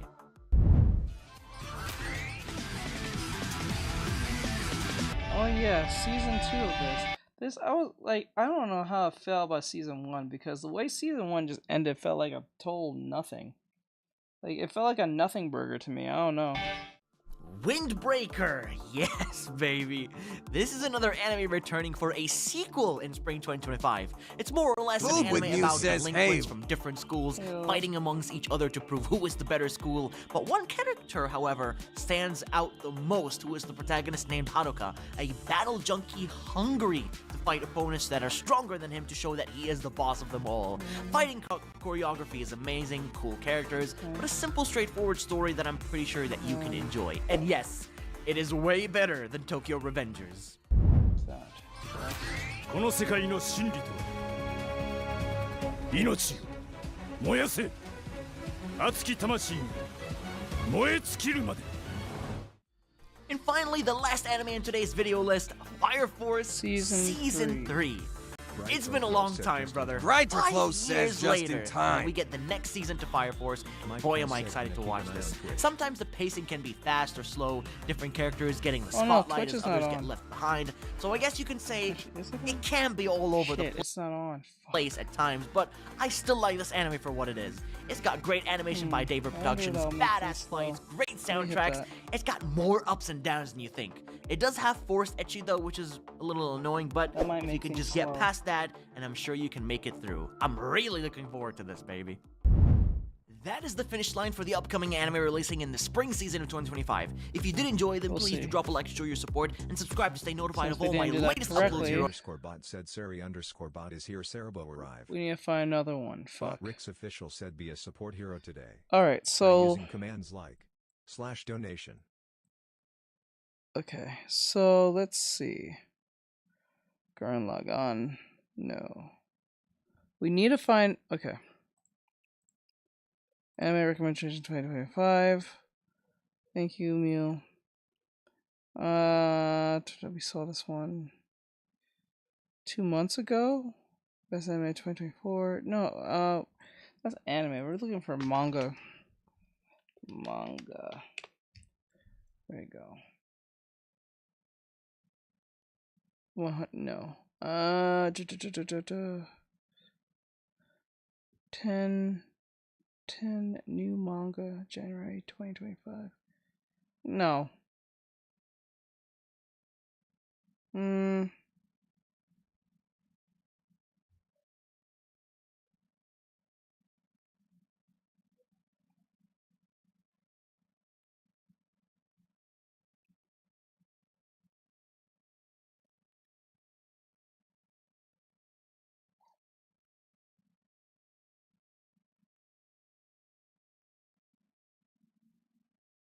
Hold on.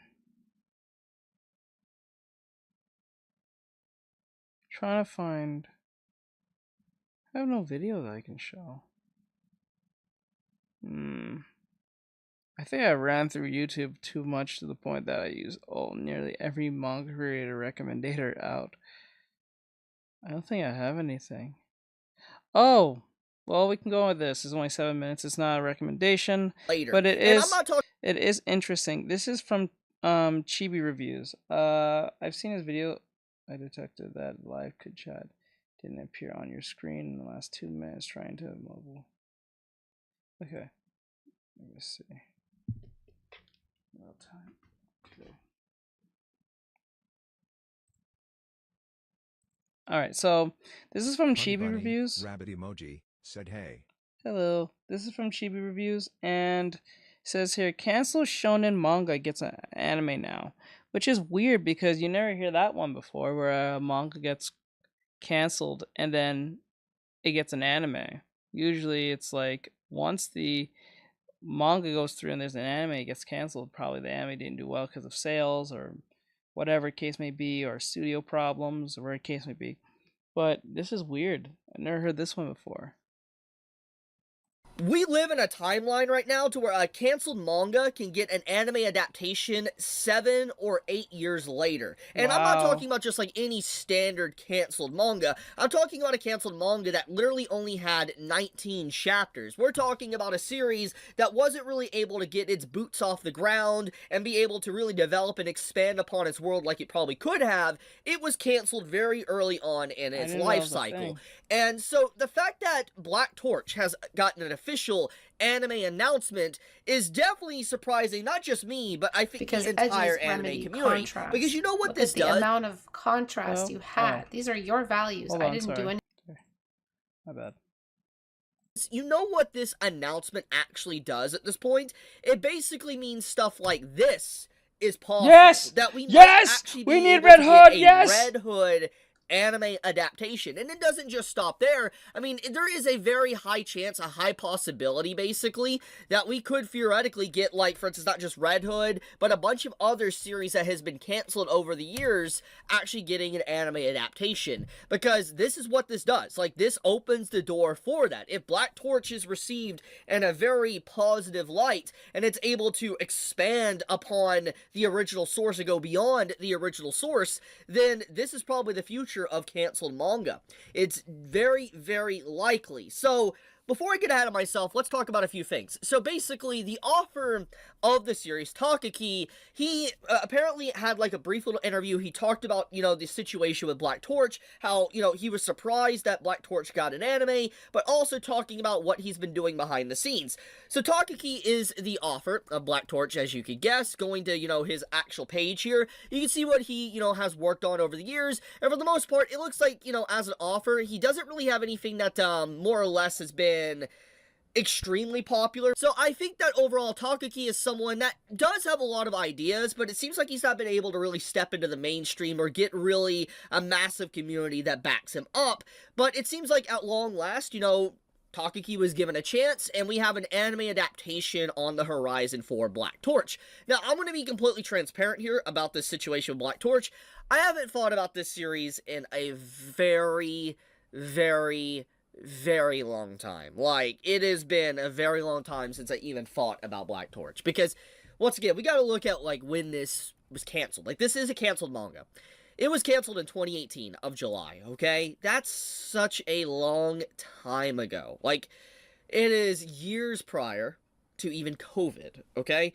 The landscape of just the anime and manga industry is just so vastly different than what it was then, that it's just like, I cannot believe how long ago this was at this point. Like, to put this in perspective, Black Torch was around and got canceled before even Demon Slayer got its anime, okay? So what I'm trying to say is that I am pretty shocked to see this series finally step back into the limelight again for how long it's been, and it's being met with quite a reception. There is some people more or less questioning the decision making, if this goes well, that means if this anime does pretty well, that means that maybe they can bring back Dead Man Wonderland and finally end that, because they left that on a OVA nonsense type stupidness. A lot of people now are a little bit excited for the future, because what this theoretically does mean is, like I've already pointed out, we might be able to get canceled manga turned into anime adaptations, and I think this is a really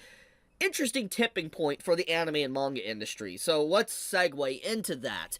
So basically, there's been a lot of manga. I mean, just these four alone really kind of showcase that, but there's been a lot of manga over the years that has been fundamentally neutered / canceled before they really got off the ground to be something amazing. And one series I will never really forgive Shonen Jump for canceling is Red Hood. Red Hood had so much potential. Like, legitimately, it is something that was about fairy tales, these grim, dark fairy tales. It was by an actual assistant of Horikoshi Sensei that worked on My Hero Academia. You know, it had a lot of potential. There was a lot of things about the series that really stood out, and the final chapters of the manga hinted at the overarching story that the author obviously had planned. And it was very sad to see the way the story was done, because there was definitely heavy potential for the manga to be insane, like actually insane, a long-standing series. But Shonen Jump as a magazine is very axe happy, trying to speed run series, get them to have the dopamine hit within 5 chapters. If you don't, the series is basically running towards its conclusion, aka it's going to be canceled. So there's been a lot of canceled manga over the years, and a lot of people, I think, have seen this. Some of their favorite series have gotten canceled because Shonen Jump just doesn't allow them to breathe. And it's one of the big reasons why I really hold back of starting a lot of new manga, mainly in Weekly Shonen Jump, is because of just how cancel ban happy they are. For instance, they bring the axe down and it's done, so to speak. So it's made me a little bit I guess, distance myself from Weekly Shonen Jump, but the fact that Black Torch theoretically got an anime, this does open the door up for this. So I do hope that the direction Black Torch gets, the staff and everything that's working on it, it's really good, and it is received with a lot of praise, because then we have a whole new category of stories that could be touched upon and adapted and expanded upon. Like, this could be the future, honestly, because it's like, typically when a manga came to a dead end, that was it. That was game over, so to speak, for the author. But if the author somehow could make a deal or a contract with an animation studio, maybe their story can continue onward past that. Like, let's think about Bleach. Bleach is a pretty good example. Obviously, it wasn't outright canceled, I would say, but it was definitely rushed towards its conclusion. But that's a completely different topic. But what I'm saying is that Tite Kubo, he has been heavily working with the studio that animates Bleach, and he's been trying to make Bleach better than what it was from the manga, expand upon it, adding content, lore, and stuff, and it really seems like anime as a medium at the moment is being used more as to expand upon the original source and make it actually better than what it could have been. And in this case, that's what's theoretically happening with Black Torch. I mean, the interview that we see here is basically the author saying this. Beanbag says hello, like, the actual new Black Torch has been brought to life now with voices, sounds, movement, and color, and then, saying it's going to be what people recognize, but it's obviously going to be a lot more, and if it's popular, I could definitely see maybe the manga even getting to come back. It's definitely a possibility. I also like what the author says here, battles cats and fies, aka, he's talking about this is a female main character within Black Torch, by the way, so, Beanbag says it bright to close high. But, yeah, I just wanted to talk about this. This was really crazy news that came out. I've been meaning to talk about this yesterday, but there was more pressing matters, a video I had to make. But, yeah, we're getting canceled manga into anime adaptations. What would you like to see as a canceled series turned into an anime? Like, be honest, I'm legitimately curious to see what you guys think. But I love you guys. Be safe. Stay healthy. Beanbag says okay, I'll update the calendar then. Just to be clear, I'm just only streaming on Mondays and Tuesdays from now on.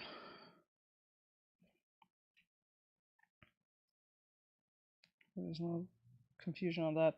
We'll watch one last video, and then we're gonna go play Haste, and then if we have time, we'll go play Marvel Rivals.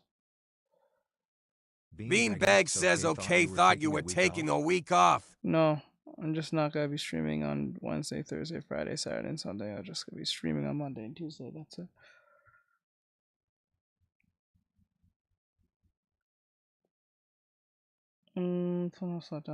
Okay. Yeah, we're gonna watch this real quick. Beanbag says okay. And then we're gonna go straight to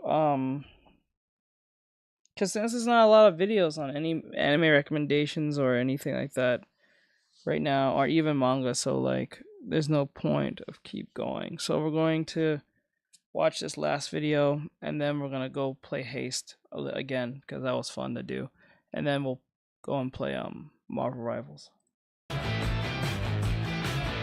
Hey guys, welcome back to Clownfish TV. This is Neon. I am here with Geeky Sparkles. Hello. And my God, we're doing another Snow White video. It just keeps getting better and better. We haven't even had it completely premiere in the US yet. The Snow White situation is snowballing, right? Haha. So anyway, there's a dirty joke in there too. Here's what's going on now. So we did a video a couple days ago saying it was weird that they canceled the UK premiere. Uh-huh. And now they still did Japan though, for whatever reason, but I think it was lower key. Right. And let's be honest, part of the reason people think that they're pulling back is because of the political climate in Japan doesn't really give a crap, right? But now we've got word that the Hollywood premiere is going to be a very toned down affair. And this could be, again, because one, they don't know what the hell Rachel Zegler is going to say. Well, they said, and we're going to talk about in a minute, that they weren't letting a lot of the mainstream outlets in on this. There's going to be some photographers that I think are vetted or that work for them. It's weird. It's really weird. It's really weird. Today's word is weird. It is. And well, those are her words, actually. It's very weird. And yeah, Disney knows. They know that they can't let her talk, but it's not just that. It's the whole situation with the Middle East kerfuffle, as you call it. And I do believe that certain media outlets would be asking these actresses their opinions on that situation, even though it has nothing to do with the movie. You know, they would go there and they would give very polarizing answers because, you know, Zegler's on one side and Gadot's on the other. I don't think Gadot would give a polarizing answer too much. I think she'd keep it diplomatic, but Zegler's dumbass. And I think we know that they are at odds with each other because we saw it at the Oscars. You know, they came out, they were not walking together basically, and there was definitely tension. They wouldn't look at each other. They definitely were trying to do their best to pretend. Right. But there was some weirdness there. And again, weird is the word of the day. And they really don't seem to like each other now. If you compare them to the D23 pictures, they were all hugs and apparently it's not Gal Gadot. I'm just gonna say Gadot then. I don't want to say her name wrong because I adore her. Well, at least it's not Godot. People like they were like we thought it was too at first, but yeah, and it's like no, it's Gadot. I looked it up. I Googled it. I just adore her. But she was always like smiling at Zegler, like a mom looking down and everything else. And she was always like really, you know, excited for her. And, you know, really, there was definitely a lot of warmth coming out of her then. And then you look at them now and she's still being regal, but she's very stiff in comparison. Like she's trying her best to put on a good face. To act. Going. She's trying to act. Actors. But Variety thinks that a lot of the situation with the premieres being toned down is because of this. So Disney is already going to probably lose massive amount of money on this film, which we talked about yesterday. Oh, yeah. And now they can't even have the full-fledged red carpet premieres because of the behavior that they're afraid is going to happen. Yes. Mostly out of, I would assume, Zegler. So yeah, before we get into it any further. Please subscribe for more pop culture news, views, and rants. Guys, you'll get a woohoo if you do. Woohoo! Go out to Substack if you're looking for notifications of new videos. It's clownfishtv.substack.com. And actually, this does tie into it because last night we put a video up talking about how they dropped a new trailer on YouTube. And in the first 10 or 12 hours, they only had like 24,000 views. Right. And it's not that much more than a day later. It's only, 44,000 views a day later. 5.6 thousand downvotes and 1.9 thousand upvotes. People just don't give a crap about this movie. No. And that's it. The only thing that they're following this movie for is all the drama around it. And I think I'm correct in saying that the biggest group of followers would be from YouTube, their audiences, because it doesn't seem like the general public has any interest. No, not really. Or they don't get involved in, but you think they at least watch the trailers, if they were excited about it, buy your tickets now. Right. It's a problem. So now the news today, according to Variety, is that they are rolling back the red carpet event. They're not bringing out the red carpet. They're going to, I said that, the red carpet will not include dozens of media outlets usually invited to Disney to interview the cast and creatives at its premiere. And there it is. Instead, coverage will be limited to photographers and a house crew. Vetted people asking vetted questions. Again, this is, somebody that was on the Disney media list. Beanbag says there's like a low, but there's static noise coming from you. Depending on the situation and depending on who's being interviewed, they will actually have, like, I guess, prefab questions, right? That you can pick from this list of 20 questions. Yeah, we've done that. It happened before. And they will, and I literally had to go through this. I'm like, okay, well, I got this question. Like, oh, you can't ask that. I'm like, what do you mean I can't ask that? It's like, no, see this Beanbag says, this board over here? Yeah, pick your questions from that board. And then the entire time you're with that person, at least, some of the events I've been at, they would have a Disney PR person behind you somewhere, kind of in the background. So when you see these people like it, I don't know, different media outlets, I don't know how they do it, like Collide or whatever, where they're sitting down in the chair and they have the poster behind the person. It looks like they're having an intimate one-on-one conversation. There's actually like a Disney PR person standing off to the side to make sure that their people don't say something they're going to regret. Right. Yeah. Because I mean, they're never going to be able to control the interviewers are going to ask questions they're not supposed to ask. Right. They're like, but you better answer it properly. Don't make Mickey take his gloves off. Anyway, they also, there's going to be a pre-party and then the screening at the theater, but that's it. They're not going to do like the big showy whatever, which, for a U.S. premiere of a Disney film, that other than like we had the strikes, yes, or the pandemic and stuff, we didn't see this happen. People, they just know it's going to be a cluster because Zegler mostly has caused so much. Yeah, Zegler's controversies are well known. What the fuck is wrong with you? Yeah, this has come from World of Real, and that's it. Like she is the female equivalent of Ezra Miller. They don't know what she's going to say. She doesn't have a sense of decorum. I believe she probably hired a PR firm to try to clean up her image a little bit before the movie comes out. But now people don't care. They care about the drama because everybody wants to watch a dumpster fire, right? But they don't actually care about this movie. It's another bland Disney live action remake that's going to come and go. It'll get dumped on the Disney Plus. Everybody's going to forget about it in a year. That's right. it. And it's funny to me because like all these outlets are all pointing out, and this is another reason why they're probably not bringing people in, is they're pointing out Zegler's a train wreck. If you go to the next article over, that we have here, there's one thing, go down a little bit. There's one thing on it that says, yeah, right here.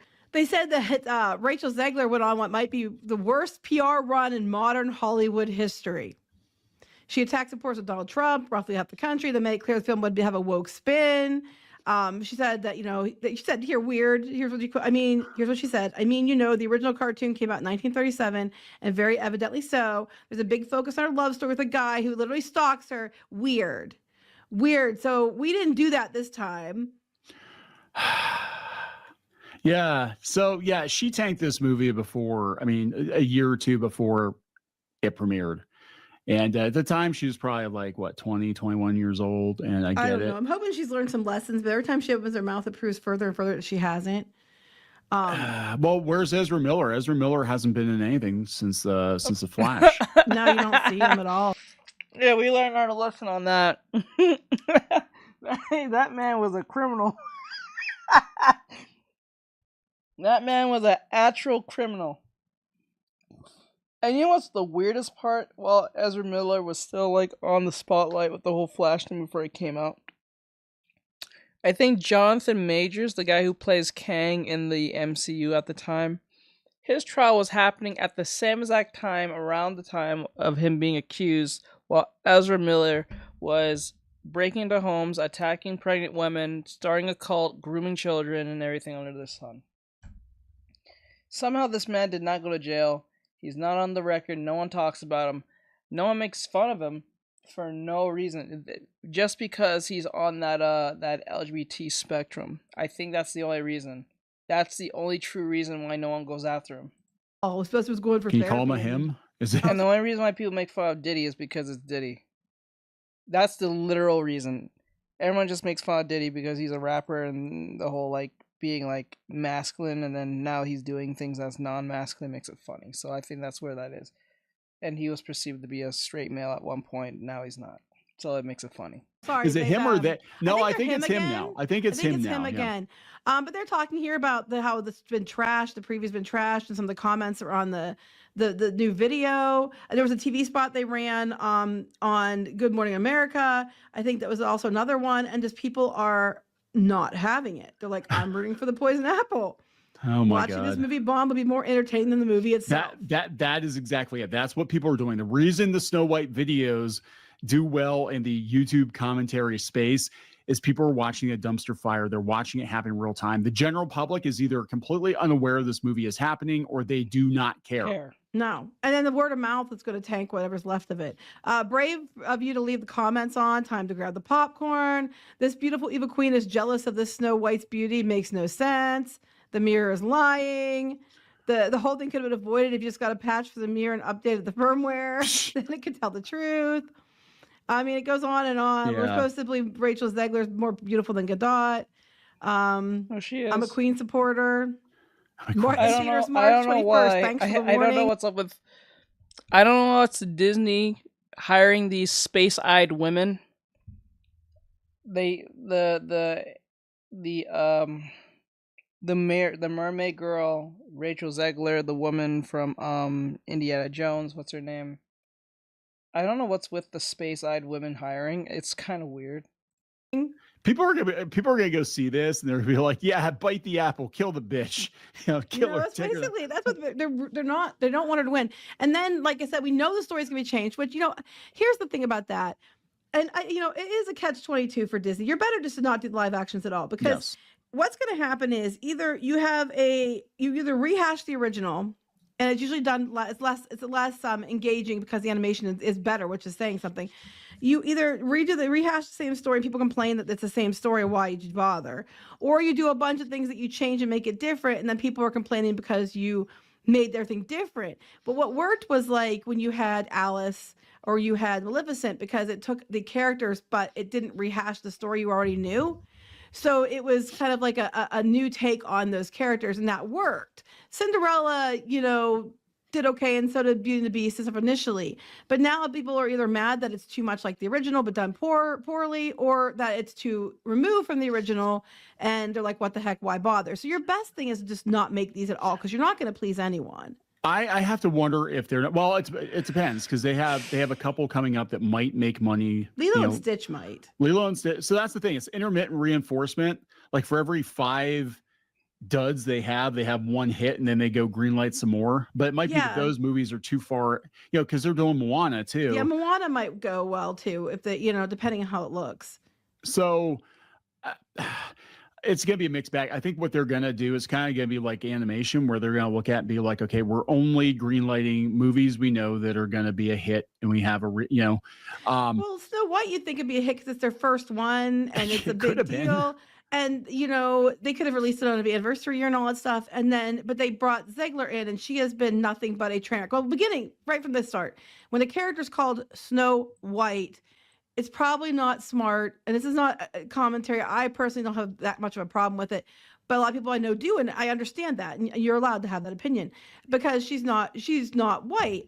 And I know I've seen many, many people who are not white make the comment that of all the princesses, if you're going to race bend any princess, Snow White is probably the one you shouldn't do that to. And then right after, how funny would it have been if they made Snow White?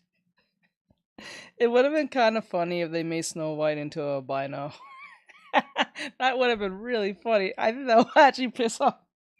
Actually, that might be on brand, to be honest, but that would be too kind of crazy on its own. Little Mermaid. Oh, Snow White. Here she's coming. She's going to be not white. Yeah. And it's just people are over it. I think they're over the agenda crap. Zegler is an activist first, an actor second, and it's obvious. And she won't shut her mouth. Even if she can sing pretty well, she can. I saw her sing some songs. She did a good job. But the problem is that people just hate her. Yeah, they do. They hate her, and that's it. And one of the problems I think with Hollywood and with these big budget tentpoles especially is it's kind of like AAA video games. Like you can't steer the ship away from the iceberg fast enough, even if there were red flags that she was going to be a problem, or that people weren't going to like this, or the Peter Dinklage comments, or any of that stuff, right? We had no way of knowing when they did this that there was going to be a hot button issue over in the Middle East. Again, because that's an ongoing thing we think we can solve, but whatever. But like, yeah, you can't steer away from the iceberg, but you can make the iceberg smaller. And they don't. They just they keep feeding the iceberg. Melt. Use a flamethrower. Well, yeah, but the thing is it's like, look, this is years in development, hundreds of millions of dollars, and basically what happens is people are like, oh, you should just cancel it. I'm like, they really can't. I mean, in some cases they could have, and then they wouldn't at the time when they could have. Back when people said it's not going to go well, cancel it then. Back with the dwarf fiasco and everything else. The dwarf fiasco. And they didn't. Like when she first started. I think that's a bar. The dwarf fiasco. Yeah. God, I would go there. You go to the bar. Okay. It sounds like fun. It's God tried to tell him. I mean, come on, the set burnt down. I'm like, don't rebuild it. That is a sign. But Disney's hubris is so they don't want to look like they're weak or they wouldn't do anything. After D23, they kind of were locked in because they will not walk it back because they don't want to look like they don't want to lose face. Honestly, you would have lost less face if you canceled it. Given her comments, people would have been like, "Oh, that was a mercy killing." But you didn't, and now you're talking like almost 700 million is needed to just break even, and there's just no way you're going to break even. I'm sitting here like, okay, if it were me, I'd say, hey, let's cancel it and just be like, due to macroeconomic circumstances, we believe the market is different and blah blah blah blah blah. We're not or creative differences or something. They've canceled projects before. We announced this 10 years ago. We realized it was a bad idea. Yeah, like you don't have to do it. If it's a bad idea and you haven't, I mean, you can. I always tell people like when you're doing a business deal, it's like until that, it's not even when the ink dries on the contract. It's like until you get that check and that check clears, it's everything's still on the table, right? And at this point, I just be like, you know what? Even if you were $50 million into it with pre-production, I mean, they canceled a whole bunch of Fox movies. Right. Because they're like, they're not gonna work. Nobody's gonna go see a live action Mega Man. But they didn't have an attachment to it. And Snow White is their flagship. Let's be honest. That's the first major Disney animated feature. I know the angle they could have taken. Very, very easy. And it would have made Disney fans happy. I would have been like, you know what? We are reevaluating our business strategy because we're trying to pivot. And we realized that Snow White is such an icon, a cultural touchstone that there's no point in even trying to replicate it. We could not do it justice. We couldn't do it justice. The movie is perfect as is. And we just thought it would be doing a disservice to the legacy and ingenuity of Walt Disney to remake the first animated movie ever. Change it, make changes to it. It seemed like a huge disservice, and we're reevaluating our strategy. And we hear you, Disney fans. This is just one of those things that is a kind of a sacred cow. We're not going to touch it, and we're doing this because of Walt, and we want people to remember Walt's version of Snow White, and it's off limits. That's what started it. Mickey and that's what started it all. And that would be very easy. Smart thing to do. But now where are we at? We're at a place where they're expecting the premiere totals keep dropping. Yeah. We're at a place where they have to make a ridiculous amount of money just to break even, and they're likely not going to make that. And we're at a place now where you had to cancel the Hollywood premiere. Well, I'm sorry, not cancel it. Tone down the Hollywood premiere with no red carpet, no mainstream media or access media, except for a few selected photographers and Disney staff, because I think they gotta stop doing that shit. Stop giving people access anything. It gives them a big head and turns them crazy. I think they should stop doing that. I think everyone should get it at the same exact time. That will cause less of these people being such an asshat. You're so worried about what more damage can be done to this film. Yeah. Because trust me, I don't know how much more. I don't think it can be damaged any more than it already has, to be completely honest with you. Yeah, I mean, I think they're just trying to minimize damage. They know it's over. They know this movie is going to be a flop. They know they're going to lose money on it. There's no way they can avoid losing money on this movie at this point. They're just trying to flush it from the system. Honestly, think they're doing the wrong thing. I think that they still needed a huge premiere, because the media is now going to go against them because they weren't even allowed to be there. They needed this huge premiere, and they needed to make sure that their actors said really good things and they acted like they liked each other to squash any rumors. And they might have made more money. This just further solidifies that all of what people like us are saying is true, and now it's going to bite them in the ass further. Yeah, in my opinion. Yeah. I would have gone the opposite way. Because now every time people talk about Snow White, they're not going to talk about the magnificent animated feature that Walt Disney had the vision to see through. They're going to think about the Rachel Zegler flop. Yeah. Well, that's pretty much all of Iger's time as CEO. So yeah. Let's just wrap this up. We're going to wrap it up. All right. Please subscribe for more pop culture news, views, and rants. We'll talk later. Bye. Alright, so I'm gonna stop from here. We're gonna go and play some Haste and maybe Marvel Rivals. So I'm going to I'm going to replay this. We're gonna go and play games. So I'm gonna restart everything. I might just stream it through OBS. We'll see how that goes. But that's as much as it's gonna go. So I'll be right back. So I'm gonna end it all. I'll be right back.